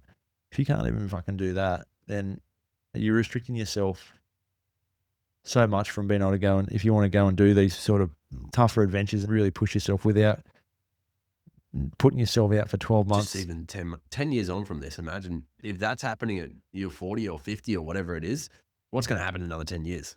If you can't tie your shoelaces now, that's only going to get harder. Yeah. I always feel like you got to pick your hard. It's always the case, right? It's hard to hop up every morning and go to the gym and do mobility and do all these things that we're talking about. It's also hard to get old and not be able to wipe your own creases and be very sickly, right? So it's like, choose your hard now or choose your hard later. Yeah. Because I think a lot of people, like most guys' flexibility that I know is absolutely fucked. Horrible. Like, man, for people listening, try and touch your fucking toes. I reckon most blokes, couldn't do it. Yeah, definitely. I don't know. Yeah, it's only restricting yourself, right? Essentially. And I'm definitely, you asked me last week, you're like, do you do much mobility? I'm like, not really anymore. I used to do heaps of it. It's partially because of time. And so now I get into the gym and I just really focus on moving well. And that's essentially my mobility in my movement as well, as making sure, hey, am I getting squats to depth? Am I getting full range of motion on everything that I'm doing? Am I not caving in when I'm doing things as well? Making sure that everything is structurally correct. That's essentially what my mobility looks like now, is making sure that I'm moving well. And if I don't move well and stuff, I notice it. And I'm going, okay, now I need to focus on that. And if I've ever got sores or like a stiff muscle or something like that, I know how to fix it from the years that I spent in the gym. But yeah, that's essentially my mobility now, which is probably bad. Yeah. Like you said, go on the gym and do a mobility. I never do it there. It's just when I've got downtime, I'm like, I'm sitting on the couch, I'm like, stop being a fucking lazy. Yeah. Just get off your ass, sit on the ground. You can still do everything that everyone else is doing. It's just you're getting something out of it. Get a little lacrosse ball. They're freaking great. Got one. Yeah. Yeah, roll your feet out when you're just sitting there watching TV or whatever. That's awesome as well. It releases the fascia that runs all the way up your back. So that's a good release. Yeah, that'd be actually good to have in camp. Something like that. Grab yourself a hard rock and just roll on that. Yeah. At the end of the day. Mate, I'm skipping ahead a little bit there, but before we get into the nutrition and stuff like that, you do come back. This is what I was thinking about as well. Do you pack a little foot roller? Or do you pack something? I'd at least do a stretch every night, especially on the big hills. If you're not used to doing that big stuff, getting home and doing some form of stretching or something just to help loosen you up for the next day. And then I'd also do a warm up. I actually did my shoulder one morning because I didn't do a warm up when this is in the Raw a few years ago, and had a red deer come down the hill. It was freezing in the morning. I drew back and something just was not in a good position. I'm like, I'm getting this deer. And so I just kept drawing. I reefed through it and I was sore for weeks on it. And then I went to go to physio. I had to get it all fixed up. And essentially just did my deltoid muscle, pulled it through a bad position somehow, caused me some grief. So now every morning when I go out, before we, or if we're shutting the doors or something, when you're driving out to cut into camp or you're walking out, I'm doing arm swings, I'm doing like chest pumps and stuff, just warming up the shoulders and the joints before I even get out there. So I'd recommend the same thing for walking up the hills. Get in, do a few squats or do something like that just to warm the hips up before you get going up the hill. Do some, if you've got a band, like little banded movements or something like that. Brad Murphy, who is also a physio and also coaches bow hunting, he's all for it. I actually get all my clients to take a band out and just do some banded movements before they start the day so they know that their shoulders are good to go, and then you just go out hunting. Yeah. I've heard you talk about this on one of your podcasts before about doing warm-ups, and I was like, for fuck's sake, I'm not doing a warm-up before I draw my bow. And a couple of weeks ago, I went out the back, I got a little bit of a range set up the back, and I just fucking straight out of bed. First time, like I've done a lot of stupid shit over the years and put my body through a bit of the ringer, but reasonably in all right shape in that. And I'm like, nah, it's fine. It's only 70 pounds, whatever it is. And I just fucking drew it back. And mate, I just felt between my shoulder blades I don't know. I think it was a rib. I sprained a rib. Yeah. And I don't know if anyone's ever done that before, but it's like when you sprain a rib, it feels like someone's just got a knife in your back. Holding it there. Yeah, And you just breathing. you You feel can't, every breath. can't breathe in. And I've had that. I did a bit of wrestling and shit over years, and I had it a lot. And I knew straight away. I was like, I've fucking done me rib here. Yeah. So let my bow down, and I'm like, God, I guess I'm at the point now where I have to warm up super. And it took me a week, 2 sessions at the osteo, and a week or 2 weeks, I think, before I could shoot my bow again. So again, I just fucked myself there for 2 weeks. But if I had just done a bit of stuff, and I'm like, yeah, this shit's for pussies doing this shit. But man, it actually it doesn't take much either. Like a few shoulder rolls, a few pinches of the shoulder blades, get your chest just warm. You're like, okay, good. That's all it needs to be. Just getting some blood flow. But yeah, funny how it works. I'd just say on the end of that recovery or the end of that week, essentially day 7, I'd make sure that you're out doing something every day. So like you said, getting time on your feet, just walking. Yeah. So take an active recovery walk where you go for a 5K walk or something like that if you can. Yeah. Before we move on though, periodization, 1 to 4 months base building. So essentially focusing on your strength, zone 2 cardio, just building that all up. Back end, your months 5 to 7. Oh, I did this over 9 months, but 5 to 7 is more about the specificity. Yeah. Pushing heavier in your lifts, especially your single leg lifts, is when you start to really ramp that up. And a lot more ruck walks. So doing 20 to 25 kilo rucks if you can. But I'd jump on that stand machine if you can do that for sure. That would be like the way to do it. And then final 8 weeks essentially is like really focusing on the rucks, doing a lot more of that. Back off the lifting a bit, like not heaps. You still want to do lifting days, but just not going max out weights. You're not really trying to focus on the overloads as such there, and focusing more on like your intervals. So doing more of a fitness type finish essentially. Yeah, just get your lungs, get the VO2 max sort of stuff, get that going on. Correct. Yeah. Yeah, cool, man. I think that's what I had there in relation to the cardio stuff. We've touched on mobility. Did you want to touch on the nutritional side of things now, or do you want to? Yeah, for sure. But obviously, what about some like supplementation? There's a lot of stuff getting around about creatine and stuff like that at the moment, and one of the wonder supplements, shit like that. What other?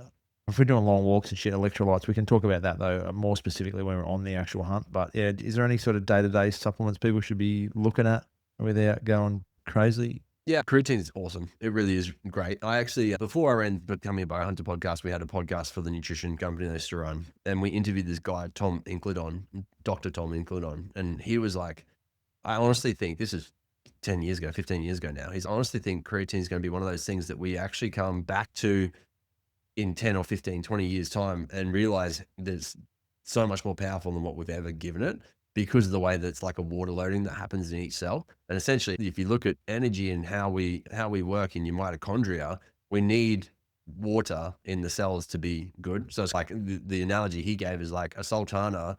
If you think of that, like a dried up sultana, it's like an old grape, right? And that's essentially what happens with your cells. They get old and withered and they can't produce much energy, versus you want it to be more like a grape where it's like ready to rumble and good to go, essentially. Like that's when you're going to get the most energy out of your cells. But essentially what he was saying is, I think we're going to eventually find that creatine has so much more powers in regards to things that like cancer. Like it's actually a very active response because you can have more energy in the cells and fight back against things like that. So that always stuck with me. And what's very interesting is that now creatine is getting even more reviewed now. It's getting so much science. The world's most reviewed supplement, I reckon. It is, yeah. And then there's so much more coming out about like cognitive functioning and what it can Dementia. do. Yeah, exactly. So what I'll do, if I have a shit night's sleep or I wake up and I'm just like tired as all buggery, I'll double scoop, knock it up, and then I'll have another bit later on in the day. But I'm up to 5-10 grams a day just regularly, and then I'll increase it on days when I'm tired. I read a study recently on the effects of sleep deprivation being supplemented with creatine, and I think one of the studies, or a heap of the studies that they did, they were not only reversing the effects of sleep deprivation with people with, I think they had a 30-gram, 2 lots of 15-gram doses of creatine. Yeah. And they were actually improving, even though they were sleep deprived, after they had their second round of creatine for the day, they were actually showing better cognitive function and stuff than people who had full sleeps, and they'd actually still miss that sleep. So it was wild, isn't it? It's definitely something that we've just started back on. The other side to that is actually with sleep deprivation is exercise. So if you have a shit night's sleep and you're like, fuck, I should just I shouldn't move. I'm too tired. It's actually the opposite. You should go and do some exercise because it'll help you to almost mitigate that effect, the negative effect of not sleeping very well. Yeah. Another thing we wanted to talk about is trying to get a good night's sleep out in the field, because if you're smashing yourself for days on end and you're uncomfortable as fuck because you got the shittest mattress, or you don't have a pillow and you're trying to sleep on your special sock or whatever it is, It's not hard and crusty. the importance of having some gear. And I'd say definitely test your gear before you get to that stage as well. If you're up in the hills and you're like, first time trying it, like that's going to be a hard night, definitely. And the same is going to go, and that was one point with the nutrition stuff too, right? If we move on to that, whatever you're doing in the hills, you need to have practiced that nutrition before you go. I've spoken to heaps of guys, and I've seen it happen plenty of times. They're like, oh, I've got this electrolyte, I've got this, and they start taking it, and it just fucks their guts, and they're just shitting through the eye of a needle for days. Dehydration central when that happens to you, which is all these little things, these 1%ers that if you can get them out of the way before you go. Yeah, definitely. Testing the meals that you're going to eat, testing the electrolyte supplements that you're going to have, because some of them are pretty fucked on your guts. Yeah. Whatever you, exactly what Matty was saying there, whatever gear you got, make sure you're fully used to it and you know how everything works before you go on the hunt of a lifetime and just fucking fail because of one of these 1%ers. Yeah, They'll bring you undone, right? Yeah, cool. So, mate, let's go on to the nutrition side of things. So, how does someone work out? They're going for a 4 or 5 day hunt, and we're talking, like we can't just go back to our firm base and go to the pub for the night or whatever. Like we're talking, so you're out in the hills, nothing around you, no one comes to save you. Yeah. So, how does someone work out roughly how many calories they're going to burn and what sort of a makeup, carbs, protein, shit like that, and fats, would they be looking on a daily basis? Is it weight dependent? It is. It is, and I think it's, if you've got more fat, then you're going to be on the lower end of what we're about to talk about. If you've got less fat, you're going to go on the higher end of what we're about to talk about, because it is based off of your lean muscle mass, which is essentially your body weight without fat. Essentially, the way that I worked it out is, if you've got a base scouting day, essentially where you're not super up and down the hills, you're just up on the tops, you'd probably want to go anywhere from about 30 to 35 calories per kilo of body weight. So if you're sitting at 80 kilos, you would go, let's say 35, because you're not fat, you're not super fat, so you're on the leaner side. So you would go 35 calories per 1 kilo. So 35 by 80, and that would be your daily calories that you'd roughly be wanting to hit when you're up in the hills. Close to 3,000, roughly that'd be. Yeah, yeah. And then on the big days when you're doing up and down the hills, like big verts, you're going to up that from 35 to 45 calories instead. So going somewhere between that. So once again, if you've got a fair bit of extra body fat that you're carrying, you go on the lower end of that. So you do 30 calories by your body weight. And then on that second one, you go 35 calories versus you'd probably be going your 35s and then your 45s. No one with a bit of extra fat's going low, mate. That's why they're in that position in the first place, the fat fuckers. Let's be honest. Come on, no, yeah. Call them out. Yeah, essentially what we're doing then is just setting yourself up for the day. What it is important is making sure that you are getting proteins, like you said, your macro breakdowns. Yep. And also, depending on obviously the types of food you're carrying up the hill, you want to make sure that they're pretty calorie dense as well. So you're not having to carry a heap of weight. Protein wise is going to be really important. We touched on this a little bit before, but I was talking about your muscle mass being really important for you. And if you can feed your muscle mass enough when you're up in the hills, you won't lose much muscle. You'll start to lose any extra fat that you've got. If you feed yourself wrong, you'll find that you just, start to burn away those muscles pretty quickly. 1.6 to 2.2 grams per kilo of body weight, ideally, is what you're aiming for protein-wise for the day. So if I'll do a little calculation here, this is done off a 90 kilo male, looking between anywhere from 145 to 200 grams a day of protein that you're trying to get in. Yeah, anything over 200, it's not super easy. You've really got to be concentrating. I think most people would undereat protein in their daily life. Yeah, It's fucking hard to hit those targets. Not 140, but we were always blown away when we were running. Like we used to go and run nutrition challenges at the gyms and stuff, and everyone would be like, "Are you sure I should be eating this much meat?" Yep, let's giddy up, get on it. Yeah. Always interesting to see how much people would undereat protein, probably overeat carbohydrates, especially if they're eating packaged foods in general.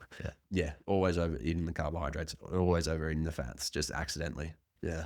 But on that note, though, when you're like day to day for me, the more meat, lesser carbohydrate. No, I wouldn't say a keto diet, but definitely more meat, less sort of carbohydrates seems to work well for me day to day. But going on long endurance stuff, it's more of a carb base, isn't it? So once again, going on from there, carbohydrates, you're actually aiming for 3 to 6 grams per kilo of body weight that you've got. So you're actually going a lot more carbohydrates than you are protein in this circumstance.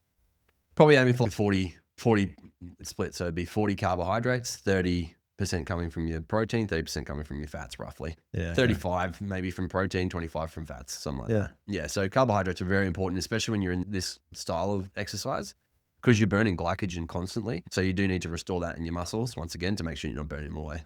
Yeah. And that shit affects concentration, eyesight, dexterity. There's all sorts of stuff that can go wrong if your electrolytes is fucked and your sugar levels are way down and stuff like that. That's people. Do we really need to get into this much depth about this shit? Yeah, maybe not. But if you're putting a lot of money and a lot of time and a lot of effort into going on one of these hunts or doing an extended hard trip, you really need to sit down and actually work this shit out and get a rough guide and go, okay, and then put it together in your meals and go, hey, look at this one. Look at this one contains this one. Okay, that'd be good for this, and put it together and go, okay, that's what a day looks like, and then roughly work off there. If you're just hitting and hoping and going, oh, I'll take 2 of those, and you're not going to get, you're not going to get. Again, there's a high chance you're going to waste a lot of time, a lot of effort, and definitely. And it's so easy to do now because you've literally got ChatGPT at your hands, and you can literally type, I am 90 kilos. I'm doing this hunt. I want to achieve this, taking in these foods. What should I be taking exactly? Tell me, and it'll spit it out for you. It's crazy. Yeah. It's pretty wild what it can do for you. Yeah. And the benefits that you'll have from it. Oh, it's right. It's everything, you have right? energy to get up the hills. Yeah, exactly. And it's kind of like what we were talking about before as well. If you undereat on day 1, day 7 is going to be pretty tough. But if you can eat sufficiently every single day, you're going to feel a lot better waking up in the mornings, being able to go and do it again, hopping out of your swag and going and actually, being able to trek up the hills again or trek down the hills and trek back up. Yeah. And sometimes when you're out hunting, it is a bit hard to get your meals, and you're like, oh, you just want to hunt. The harder I work, the harder I'm going to work hard. I'm going to be the hardest worker there. I want to make this shit happen. But you can make the calories up in beers. 100%. It's a lot, right? 100%. Depending on who's in camp, but yeah. Of course. And I guess that style of hunting is a little bit different. Very different to this. Absolutely love those fucking hunts and those trips with the boys. And you can tip 100 beers in, and if you fall over, the boys are going to carry out. You got a cramp. Who gives a fuck? Yeah. This one here, we're talking a little bit more serious. It's literally life and death, right? In the circumstance where you're on the side of the hill, and if you can't get to where the helicopter's going to get to, then what? But yeah, the point was there though, sometimes like designating if it's a low period in the day or the sun's been out so they're not roaring or whatever at that point, lay up somewhere in the shade, get some calories in, and make sure segregating your meals into like daily bag rations so you can see. Have it preset. And so you can actually leave stuff at camp, take stuff out with you. Yeah, have it ready to rumble. When you're sitting and glassing, perfect time just have some snacks. Get it in your day. Because if you get back to camp and you've got half a bag full, you need to eat that. No one really wants to get into your fucking sleeping bag. Yeah, but exactly. if you don't eat that, if you're not getting the calories and you go, do you know what? It'll be fine. I don't feel hungry or whatever. The after effects. You're going to fuck yourself. You're not going to get that recovery overnight. If you've got a shit sleep, I think most people would overlook this shit and go, and then not know why they've fallen over. Yeah, definitely. Yeah, I think it happened a lot, to be honest. I think people were just like, oh, you know what? I eat 3 meals a day. I'll just take in 3 dehydrated meals and I'll be sweet. And then it'll affect you pretty quickly, especially a 7-day hunt. I think you'll see the real effects of this on the back end of the hunt if you're just going in and winging it. Yeah. Electrolytes, definitely. I'd say probably start each morning with 500 to 750 mils straight away with an electrolyte in it. But ideally, you're probably popping 4 electrolyte tablets a day, roughly, or 4 satchels a day, based on how much they're giving you, and/or salts. And then on top of that, if you're someone who's prone to cramping a lot, take magnesium as well. Yeah. Take like a glycinate is probably the best one, I find. Having it over nighttime really relaxes the muscles, but it also switches your mind off, so you get to sleep faster. Not that you're going to probably struggle at the end of a big ass day walking up the hills and stuff, but it's just a good one to keep in the back of your head as well. It depends what's happened during the day too, right? If you're a bit cold or you've had something bad's happened during the day, or you've had a mishap, you sit there and you're trying to rack your brain, where are they going to be? Why weren't they there? My mind gets quite active on those definitely. nights. When you lay down. Yeah, one thing I probably maybe having a hot drink, something like that before bed, and just trying to maximize. I've spent many nights just lying and rolling around in shit, not packing any sort of pillow or anything, just to make myself a tiny bit more comfortable. Yeah. Being warm, having a good sleeping bag, and just max, because you're that's when you're recovering from the day, isn't it? When your definitely. head's down, if you're getting fucked sleep is like the time when we recover. If you go to the gym, the only time that you actually get the benefits is once you've slept. Yeah, so you can go to the gym and not sleep, and then you just never get the results. Yeah, very wild. So same concept in this circumstances, the chance for your brain to deload as well. Yeah, because all the stuff you've seen throughout the day, it's very important for you. And electrolytes, another thing I reckon, like, I just have some water, I have a bit of water here and there. Like, I know on some real hard things, courses and stuff I've done in the past, it was almost like 1 for 1, like a bottle of water, a bottle of electrolyte, a bottle of water, a bottle of electrolyte, or just trying to, when you're really doing it hard, the amount of salt and electrolytes you're going to wear out of your body, it's probably a little bit hard to see in your hunting clothes, and depending on what environment you're in. But I've had times before doing long endurance shit where my whole skin was white. And luckily I was eating salt tablets. Yeah, well, if you're sweating hard as well, like put even more in. Yeah. It's something that's overlooked. I think people just think they can survive on water all day and then wonder why they're absolutely fucked and getting cramps, and just day 3, it's all over for you. Yeah. Yeah, even when I'm out spearing, I'll find it by the end of the day. If I haven't drank enough water in the day, I'll cramp up real quick. I'm like, wow, yeah, catches up to you fast. Yeah, out diving again, I do 1 for 1. So I've got a bottle of water, like 2-3 litres, and then I'll have 3 litres of some sort of electrolyte. Even coconut water, I found it's pretty good. Yeah, it's good. But for it. Yeah. Yeah, definitely. If I'm relying on water alone and we're diving for 8 hours, like the last half an hour, my body's just cramping. Fuck, you can prevent. It's totally preventable, but somewhat overlooked, I reckon. Oh, definitely. Yeah. In regards to some of the foods you should probably think about taking is like satchels, if you can, satchels of olive oil, little sachets. Essentially, they're just very dense in calories, but easy to suck down. There's also now sachets you can get of nut butters. I don't know if you've seen them, but it's I'll like, just write these down. Yeah, yeah, okay. peanut butter and coconut and almonds, essentially, that are just all ground up. It's like having peanut butter in a can, but you've just got it in a little satchel that you can just squeeze into your mouth straight away. Yeah, so a good way, like you were saying there, keep the weight down, but the calories up. Exactly, yeah. So really dense foods that are going to get a big bang for your buck that you're carrying in. Something like a dark chocolate is also very good, high in fats, also good for antioxidants. And then things like a salami or a pepperoni stick, you don't really think about it, but they're actually very high in fat content and also high in protein. So very good for that. Always on the list, always in the always in the pack. Yeah. Jerky's great, and a lean jerky would be good to have, but just for your protein boost, but you do want that high fat content as well, if you can. Like one of the little mixes we were making up was, it sounds fucking weird, but it was like salted peanuts, jerky, and some sort of sugary lolly in a fucking bag. Sounds amazing. All together in the bag. And you're like, fuck, you don't know, your brain doesn't know what, you pick out a fucking lolly and it's like this meat, salty lolly thing. Yeah. But man, I've got a few blokes onto it and they're like, fuck. And they bring it out and they're like, oh, I'll stick my hand. And I'm like, fuck yeah, this is. It's like survival in a pack, right? It's literally what your body craves is sugar, sweetness, and salt. Yeah, fats and salt. You're covered. In the carbs, so instant oats or something like that, raisins or dried fruit in general, dehydrated meals, obviously. Wraps are a good one, like a tortilla, just because it's a high-ish carb. Dried fruit, once again. Honey in the satchels, once again. Little energy hits, essentially. Yeah, cool. Other little things. I mean, it's hard if you're going overseas, but sometimes when we're going out on multi-day hunts, I'll make up like almost like a fruitcake sort of thing, just full of nuts and, like you said, peanut Super butter dense. and butter. It's just so fucking dense. But yeah, you get a little bit sick of it towards the end of the day. But if that's all if you're just got a day pack and you're going for the whole day, sometimes I'll just chuck like a pack of that in and I can literally live off this shit if I needed to for a fucking few days. Just thinking about the Lord of the Rings where all they had was Elvish bread. Come on, you're complaining. On one day. Just one day. Yeah. And then protein, once again, I would take some jerky of some sort just to get a good hit in. But I'd also take protein powders up. Definitely, if you can get onto that, just so you've got something at the end of the night, every night, end it with a protein shake because you probably haven't had enough for the day.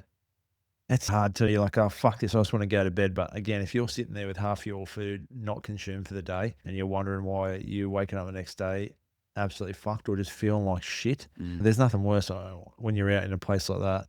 You're really relying on your motivation to get you through the whole fucking thing. It's almost all of it. But if you're physically dropping away, you can be the hardest person in the world or you have high levels of motivation, but it's all relative to how you're feeling. And if you're dying because you haven't had enough calories or you're super dehydrated or you're cramping, fuck, it's a pretty hard place to hide. Yeah, I was hit up to go onto a TV show, as I told you a few weeks ago, but it was a survival show. And that was the one thing I was worried about is, okay, you're not going to eat. I know you're not going to eat, and that's fine. Like, you get into the right mindset for it, but you're going to need to eat at some point. Like, the breaking point for everyone. But for me, it was about just putting on extra fat and trying to get fat for it. And I did a good job of it. And now I'm not going on the show, which is frustrating as I fuck. wasn't going to say anything. Yeah, it was your mate's genie up. There was no show. Yeah, no show ever. But yeah, that was like the sole focus for me. It was really like, okay, if you can't eat, I was trying to figure out exactly where we were going to be and based on what sources of food I could have, just so you're at least getting something in each day. But I was like, that's the thing you're gonna have to battle with, is just not having the calories. Essentially, like, it would have been the hardest part of it for sure. Yeah, cool.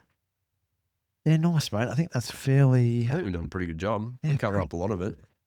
Yeah, what was? Oh yeah, just like recovery at night and stuff like that. Having a good sleeping, having a decent mat, having a decent pillow, like whether that's a blow up sort of a pillow or rather than just relying on your pack or whatever it is. Because if shit gets a bit wet, and trying to maximize your sleep. So even like preventatively taking like Voltaren or rubbing some gels and shit into your knees if you're a person that's prone to that sort of shit. I reckon I could have probably, if I had one or two Voltarens at night or something before I went to bed, I reckon I probably would have woken up a bit Better. maybe just a little bit better. You know, I just took nothing like that. And I'm like, you might having those little gels or Voltaren pills or something like that in your, as if you are getting a bit sore or you are getting a bit of fluid on your knees or shit like that, that may be assistance out there. Yeah, I think if it's something you've done in the past, I'm pretty anti that stuff in general, just because of the wear and tear it has in your guts and the long 100%. effects and stuff. So generally, I would try to go without. But if it's something that you've used previously, and it's, once again, if this is a 7-day hunt of a lifetime, why not? Yeah, give yourself the very best shot. Yeah, again, I'm not into taking any of that sort of shit just because of what exactly what you said, some these effects it can have on your gut. Fuck, when you're out there, I would have killed for someone. I was out there, I'm like, fuck. Fluid on the knees. And you can't bend down. Like, I was like, I can't bend my knees all the way like a squat. I can't squat down now. And I'm like, what the fuck's going on? And then I was like, wasn't until the end of the night when I took me pants off or whatever, I was like, fuck, I've got fluid on my knees here. And I'm like, fuck, this has never happened to me before. But yeah, I don't know. I just thought maybe it was something. Yeah, this year's right. I did my back just beforehand. I went and got physio done the day before. And so I slept in this swag and I woke up in the morning and I couldn't move. It's like, fuck, how am I going to do this? Rolled myself out of my swag eventually with so much pain, and it took a lot of effort to get out of it. And even just trying to get my back onto my bag onto my back was so fucked. It was such a mess. And I'm like, you're here. We're just going to do it. And the hills I was hunting were like this. That was so steep. And so I got it up and I'm like, let's go. And so I just started walking and I couldn't even take proper steps. I was like, one little step. I'm like, this is going to be a big day. And I got to the hill. So the hill was probably maybe 800 meters from where I camped. So I got to the bottom of the hill and you get to the incline and you're just like, oh God. And it just got worse. And I'm like, no, well, we're here. I'm like, let's go. And eventually you warm into it, right? But yeah, that was a horrible start to a hunt. I was like, how am I going to get through this next few days? And this is it. If you, like you said, you get injured or you're feeling like a bag of shit on day 1 or 2 and you've got a multi-day thing, it's debilitating, eh? It really is, yeah. You got to push through it. Once you warm up, you're fine. But again, you got to sleep that night. You got to get up and you got to back it up the next day. And you're like, oh man, I don't know. I want to. That's the reason I'm trying to maximize success through doing all the 1%ers and getting everything squared away. Because there's enough shit that can go wrong when you're out there. Weather, definitely, injuries, unforeseen sort of stuff. More hunters in the area than you thought. Whatever it is. But you could get there and sit under a tent for a week. Be in New Zealand, right? With the rain. Yeah. Fuck that. Let's get out and walk. Yeah. No, and that's something I was saying to you before we started, was back when we were in the nutrition company, something we used to do was actually get people to get rid of all the inflammatory foods. So detox from all the foods that could give you issues and then reintroduce them to see which ones actually give you the biggest effect, so you know to remove them. And so in that circumstance, when you're going out and you're hiking day after day, and if you're backing it up with inflammatory foods to something that your body doesn't like, you're more likely to store fluid on the knees and stuff like that as well. So that's also worth looking into. Yeah, we had a conversation off air. I don't like this one, and people will laugh at this one, but years ago when I used to get on the piss, I'd wake up the next morning, couldn't walk because my knees had hurt so much, and lately they've been killing me. And I'm like, fuck, don't tell me it's because I've been drinking a bit.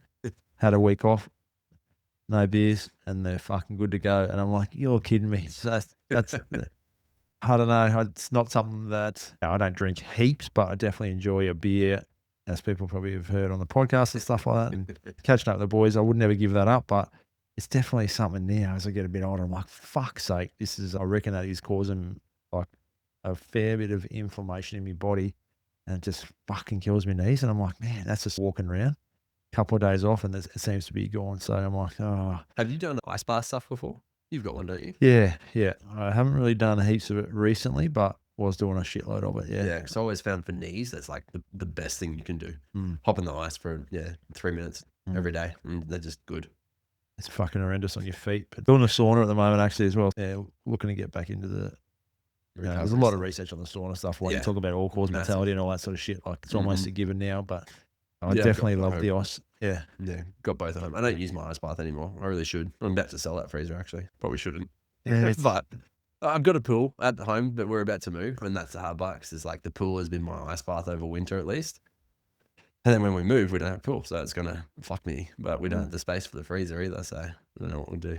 Yeah, it's definitely, and with the ice stuff, it's fucking good, but it also requires a fair bit of mental fortitude to just jump in every day, and that's another thing, doing hard things, and that's get you prepped for New Zealand. This is the thing. This is what I was getting to there. Like for me, I had an offer recently to go onto a property over there, and a really awesome property, and mate, come over and hang out with us. You'll be able to.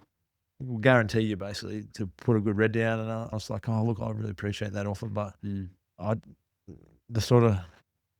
fun for me is in the hardness. I don't know. It's just something about. That's why we get into bow hunting, right? It's hard. Fuck, it's hard. But yeah, I probably should have just said, yeah, fuck yeah, I'll come over. But I might pop in. I think maybe see these fellas and do a podcast with them maybe over there. But I definitely want to there's something magical in doing shit. It's hard these days. Everything's so easy. Everything's it's literally your fingertips. Yeah, I think. Yeah, Donnie Vincent on your podcast. We were talking when I had him on, and we were talking about. I think that Michael Easter that wrote The Comfort Crisis pretty much changed his life when he went on a hunt with Donnie to Alaska, and he was even just being bored, and he just couldn't handle it. And he was just, I think he was writing for Men's Health magazine or something about sports or whatever it was, and he basically just changed his whole life to researching about the beauty of being comfortable or how detrimental it is nowadays. He's always, I don't know if people follow him, or it's probably a good guy to follow, that Michael Easter, but he's always talking about rucking and just doing hard shit, the beauty in doing that, things that are not, that delayed gratification basically. Definitely. Yeah, I find it even at home, like you just pick up your phone because you're bored. And I'm like, you gotta stop that shit. That's the stuff that kills people, right? Kills your productivity, kills your imagination, kills your creativity. I'm like, get rid of that stuff. So like, it's not often, but it's like when I find that's happening a lot, and then the girls, like my daughters, will come in on my phone. Put that shit down. Yeah, get rid of it. Time to go. Yeah. I have to put it in phone jail when I go to work, because otherwise I just sit on my fucking phone. It's bizarre. Oh, that's the whole reason that it's created, isn't retention. it? Yeah, exactly. I'm reading a book, I think it's called The Stolen Focus by Johan Hari, I think. And good writer. Mate, I don't really read much and shit like that, so I'm like, I'm going to read this fucking book. And ironically, the book's called Stolen Focus, and I think I've read one page a night for 6 months, because my focus just gets stolen after about 2 minutes. I'm like, oh, fuck this. That's gold. What's happening in my mind? What happened on Instagram today? Who's that? Yeah. Who's that? But yeah, so the beauty for me and the idea about doing this stuff is just trying to make something very rewarding, but also very challenging, and something that takes a lot of effort and a lot of preparation, just for the purpose of just getting out of the norm and doing something that's mentally stimulating and hard. And I'll probably fail. It's not about that really. You'll come back feeling more rewarded, even if you do fail though, right? Like you come off, some of the best hunts I've ever had are the ones that you come back with nothing, like the most memorable, because you start to take note of the finest detail. You're like, that bird's looking cool, because you're not seeing anything else, so you may as well eye what you've got in front of you. Yeah. I think I had a similar story over there this year. I had a bit of a mishap with missing a fallow sort of after 4 or 5 hour stalk on it, whatever. But yeah, it was definitely, it hurt at the time, but it's probably just motivated me a little bit more just to, like you said, look around, see what the environment and the landscape over there. If you haven't been, it's just absolutely fucking incredible. And if solo hunting and doing something like this is not for you, doesn't tickle your fancy, but there's plenty of options over there for group hunts and guided stuff and that. And man, it's just, it's you like guys a different camp world. at the top. It's like a different world. You came to the tops. No, You had a base and we were in a big bowl, and we Yeah, actually okay. got dropped into this bowl, and there was just fucking fellow running everywhere, and we're like, oh, fuck off. And then we had to basically climb our way out, yeah. which was the sort of hard parts, to climb our way out in glass to get to the tops. And so, yeah, we were trying to work out. We had to move around so much because they weren't croaking and stuff like that over it. We're a bit early, but do we sleep down low, come back to camp? We thought maybe it's easier coming back downhill at late afternoon to camp than climbing up all the way up, because we had to move so many areas. You'd be going up and down all the time. So we had a bit of a firm base in the bottom of this bowl in a protected sort of area, and it worked quite well. But yeah, we just had to climb a fucking shitload, and a lot of times we had to get high to glass to find them out on another ridge, down the same pitch, across the bowl and back up the other side. Yeah, that was like 3 hours. So were you guys loading up on water down the base every day and then carrying it up with you? Yeah, so mate, I carry, if I'm just doing a day hunt, depending how far away I am, we had that firm base set up. They had a creek sort of system running through it. We could filter water through it, but I'll carry 3 litres of water. Yeah, if it's not hot, 3 litres would easily last me for a day. Yeah, I had a couple of electrolyte supplements I just chuck in my little harness or whatever, but definitely like a small Camelback, 3 litre Camelback on the back. Just, I don't know, it seems to be, and a couple of bars or whatever. Big breakfast in the morning, and then just, minimal sort of stuff. Maybe, I think I had a jet boiler actually, and that maybe one dehydrated meal we'll have it at lunch. Yeah. If we got up high somewhere, we're like, we'll have a bit of a break here, or glassing or whatever. But yeah, it's definitely, I think the hard thing is also going to a location like that is the deer are going to act so different compared to what you've probably seen here in Australia. Like fallow deer, I'd be like, okay, let's go try find some open areas where they're going to be hanging out or whatever. But in that situation where they're in this bowl and it's thick or whatever, like they've got their own habitat to what you then have to pattern and try and get successful in that week. Yeah, it's a very intense like exercise you have to go and do.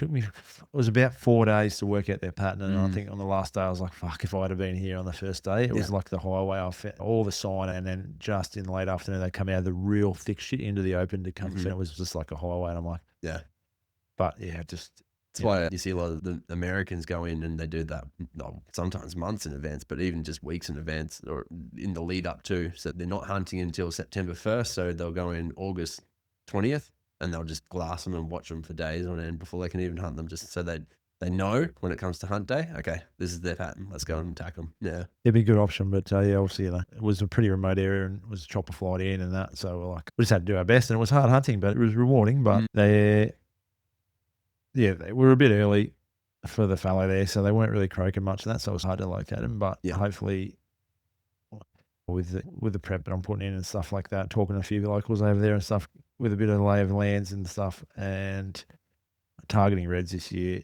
it hopefully will be a little easier to locate just with them roaring and shit like that. So it does give you, it would give us hopefully give me a little bit higher chances of locating animals. Yeah. So that'll be interesting, mate. It's like I said, not for everyone, but I thought it would be a good little discussion point. I'm sure there's twos and fros for all these sort of stuff. Everyone's got their own way of doing things. If you're putting all that time and that effort into money, time away from your family, all those things, to go over there and actually do it hard, because it's fucking hard terrain. Even people going on tar hunts and shit, it's fucking steep, mate, and rocky, steep.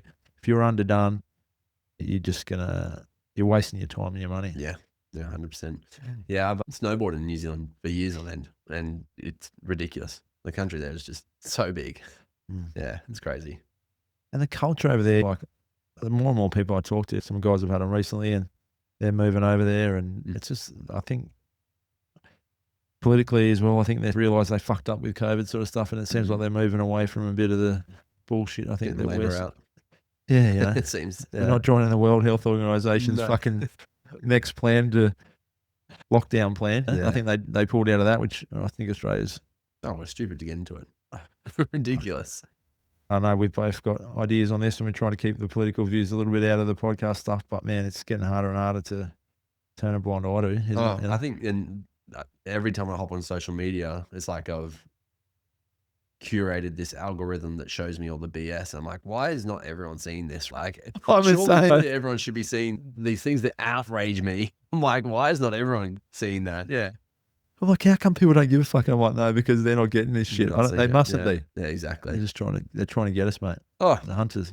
They're after everything, right? Like nothing in the outdoor space is safe at the moment. Fishing's not safe. Camping's not safe. Forward driving's not safe. Hunting is definitely not safe. Like they're just after us in every single angle. And you're seeing it's dropping off state by state, thing by thing is happening. And it's all like a domino effect. It's actually kind of scary.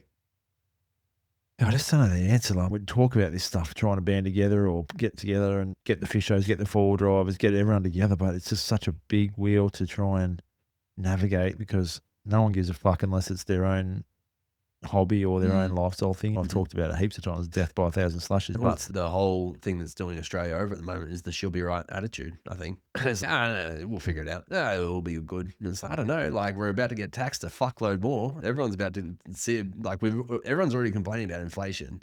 And if they bring in this GST hike, everyone's just going to start paying even more for everything. Yeah. And then you look at everything else they're doing. It's like they just keep hitting the small business, small men, middlemen, middle class. Middle class that are just constantly getting slammed. So it's like something's going to happen. I'm sure something's going to have to happen, or people are just going to be homeless. I don't know. Yeah, it's a bit of a worry. Yeah, it's just it does my fucking head in really, and I just. Again, the more and more people I talk to about it, it is. I think having a podcast does highlight. You get to talk to a lot of people, and a few sort of senior fishers and that I spoke to earlier, and they highlighted this shit to me. I never really thought about it. I'm like, fuck. Yeah. Hang on a minute, and I didn't give a fuck about politics and all this sort of shit. I'm like, shut up with your politics, your religious and all that fucking shit. I don't care about that. Sorry, Shrek. But you really, I think there becomes a time where.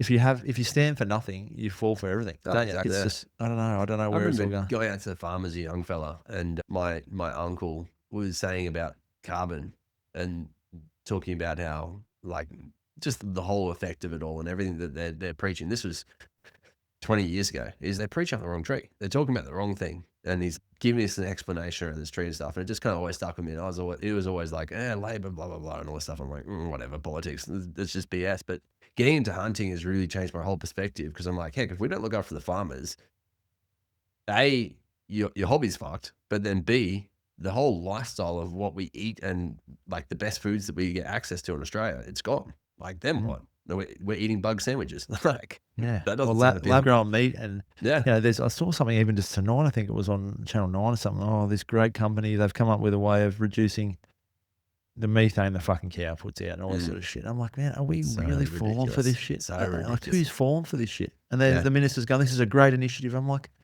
this is absolute fucking horse shit. Who the fuck, how dumb are we that we're falling for this shit?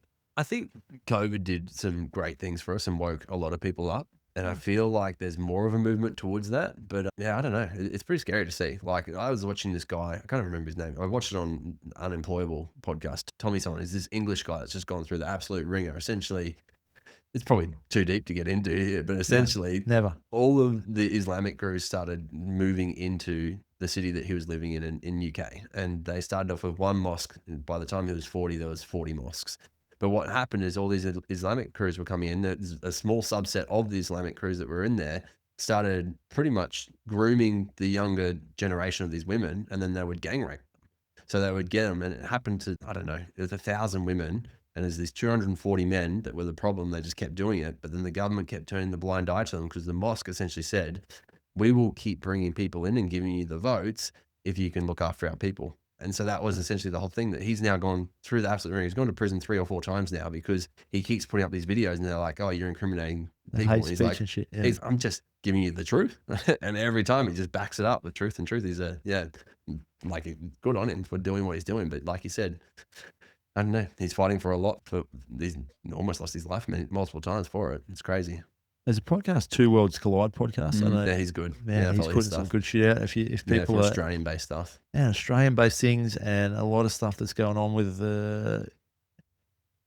with, like you said, I don't think anyone... Net green stuff. A lot of net zero. And then there's a lot of political stuff, shutting down bridges with waving ISIS flags and stuff at the moment. There's stuff going on in our country at the moment. It's pretty pretty brutal. Man, it's it's a bit of a worrying time. And I think if you got your head in the sand and you're like, it's not happening in Queensland, or it's not happening, and the shit that's going on down there's a lot happening, and he's really shedding a lot of light, a lot of good stuff I reckon he's putting out at the moment. And that's the tie back to what I was just saying, is that interview that I listened to with that guy, this was all happening in UK 10 years ago, 15 years ago. It's now happening in Australia. Watch it, what's happening. He's like talking exactly about the Palestinian, like the massive one that they did in front of the Opera House, where they had a Palestinian, essentially it was just they get together, right? Where they went and did their, I don't know, what do you call it?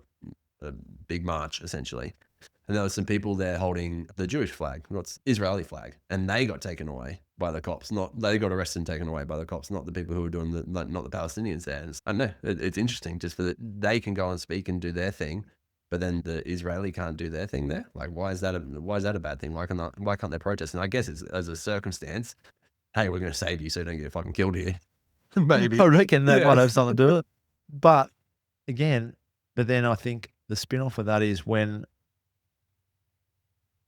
members of Australia do that type of thing, it's looked upon as if they're maybe racist or... 100%. And so we're just trying to preserve our culture here and not get overrun with this shit. And the problems that we don't have those problems in this country that we've had. These people have been fighting for fucking centuries, and it's not...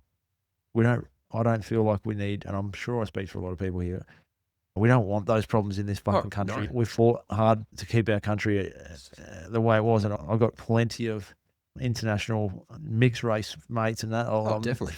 I don't care about that sort of shit. But humans are human, but if you're going to come and change a whole country based on the things that you think that your religion should be pushing, then that's when it becomes an issue. Yeah, and just the violence, like knife crime and all sorts of shit there that we're having issues that we've never seen before. And that's right. They've got those $13 million bins, bro. It'll be sweet. And man, another thing, again, I saw this online the other day. A lady reporter was interviewing I think it was an Indian national student, and it was working out they were getting around $50,000. I saw that. Yeah, $50,000 to come out here and go to school and paid for. And I don't know what the international aid that we give, but it's ridiculous. 50 billion a year or something. Like, it's crazy amounts of money that we give for international aid. Look at Australia. There's a lot of people doing it very tough right now. Why don't you stop giving international aid and start giving national aid? That's a good place to start, maybe. Who would have thought?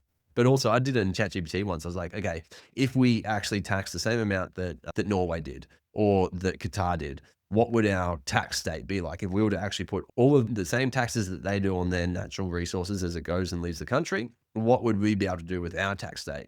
And we would actually get a return every year. We wouldn't have to pay bills. We wouldn't have to pay electricity. We wouldn't have to pay our gas. And we would also get a benefit every year, a tax return, us as the Australian people, because there's so little of us compared to the actual amount of stuff, the resources that we're shipping out each year. It's like $4,000 or $5,000 that could also give us on top of free gas, free electricity every single year. Now, is ChatGPT right or wrong? I don't know. I didn't do the actual maths. It did it for me. But still, that as a statement from that, you're like, okay, we're losing a lot of money here. Like that's an easy way for them to be able to fix and help the people, but they're just not going to do it. They're making nothing of our own natural resources. And like I said, that you only got to have a look at old mate down there with his Two Worlds Collide podcast. He talks a lot about this sort of shit, about the gas resources and the shit that they're giving away. I think Japan made $5 billion last year on top of from reselling the gas that we're basically giving them. Yeah, that's crazy. What the fuck are we doing? It's ridiculous. That's the stuff that enrages me. There's a member from Parliament. He's ex-Wallaby, David Pocock. Yeah, I see his stuff. He's good too, man. Yeah. If people look into that, he's talking a lot about the student loan stuff and also our natural resources that we are basically, he was putting it basically, we're giving it away so then a politician can get a good job later on with one of these companies. Basically, that's what he's saying. Yeah, there was another podcast I listened to and they were talking about, he was actually, I can't remember his name, but he's in the Senate or something. He is a politician. I just don't know what his status is, but he was saying like for a lobbyist to come in, so like Woolworths or something like that, all they have to do is pay $150,000 to be able to sit down and give their thoughts and direct politicians the way that they want to do it. So Woolworths comes in and they say, okay, we'll pay you $15 million this year and we're going to take up all your time. We're going to make sure that you only see our point of view and we're going to push that as your agenda. This is now your political backing. So is within your best interest to make sure that you're doing what we say. Otherwise, we can take away that $15 million. What do you think? I'm like, okay, let's go. Sounds good. Yeah, it's crazy. Yeah, it's a big wheel. And like I said, I think we spoke about this a few times, whether Now, we do try and keep the politics out of it. And No, we're going full hog now. But again, you either stand for something or you fucking fall for everything. And it's a bit of a worrying time at the moment. But yeah, it is, I guess, even more reason to get out there, go hunting, spend time in nature, do those things, look after the areas, try and be a good representative for us, because it only takes one or two stupid fuck ups, arrows hanging out of people or animals, fish bloody shooting endangered fish, endangered species fish. I think a prime example, that Spiro who shot the blue groper, he was like a pet or some shit down at Sydney. It was a pet. Well, he was like a local icon. Yeah. It was an endangered. Oh, God. You can't spear blue groper down in Sydney. Yeah. Or New South Wales, sorry. But after this, the New South Wales government banned fishing of them or anything like that. Yeah. And then in Queensland, it's completely unregulated. Wait, didn't they do something in regards to the actual study? So that they had the cutoff date as to when it was meant to be done by, and they did the study to show like the resources of the blue groper are actually massive. Like they're not in danger. There's no issue to them, yet they've just cut it off now anyway, as an extension to what they had already done. Yeah, and in Queensland, the blue groper is completely unregulated. Yeah, it's crazy. As in zero. Yeah, it's absolutely wild. It's not based on science though. No. It's based on. I actually saw one the other day when I went diving. I'm like, I don't think I can shoot them, but I was in Queensland, so I could have. Damn. Yeah. Yeah, they're pretty tasty. Yeah, I bet. I shot one recently. Oh, yeah? Yeah, a few actually. They're super docile. They just swim up to you. Yeah. But eat, brother. Yeah, exactly. Nice. We're getting off track here. We should probably end this before we start fucking telling our real opinions on things. But mate, things happening for you with the podcast or any hunts, any travel or anything coming up for you, mate? Or what's? And to be honest, it's been a lot of life happenings and business happenings for me at the moment. So I haven't had a heap of hunts at all. I was meant to go on a hunt a few weeks ago, and then I ended up cancelling it because we ended up buying a house. So it was just like, and that'll fuck you. Yeah, exactly. Too many things going at once. And so we were going to go out the Father's Day weekend as a family and go and try hunt something, but I feel like that might now not happen because we're moving house. Yeah, for the rest of the year, I don't really have anything locked in as such. It's not to say that it's not going to happen, because pretty much for the last 3.5 years, I've literally fed the family from the meat they've hunted. So I'm going to need to get out at some point to fill the freezer back up. But yeah, no like real big stuff. Next year, I've got a few big hunts teed up, which I'm excited for. I'm going buff hunting, which I'm really pumped for. And yeah, the podcast, I've got a wish list. I'm just trying to hit off. I'm getting so busy with other stuff. There's always the tug between doing the podcast and what you really want to achieve with it, and then the reality of the time and effort that you have to put in to make it happen as well. So when it's just a side joy piece, essentially, like it's done for the love of the labor and the love of what we get to do here as a lifestyle, really, it definitely takes a back seat at times. So yeah, I've definitely got goals and ambitions for the podcast. I'd love to do a lot more species specific style stuff. I'd like to get a little bit more into the American market and talking to a lot more of them if I can, but just see what happens, see who I can get my hands on or can't. Yeah. Nice, bro. Fucking, that'll be it. Yeah. Thanks for having us.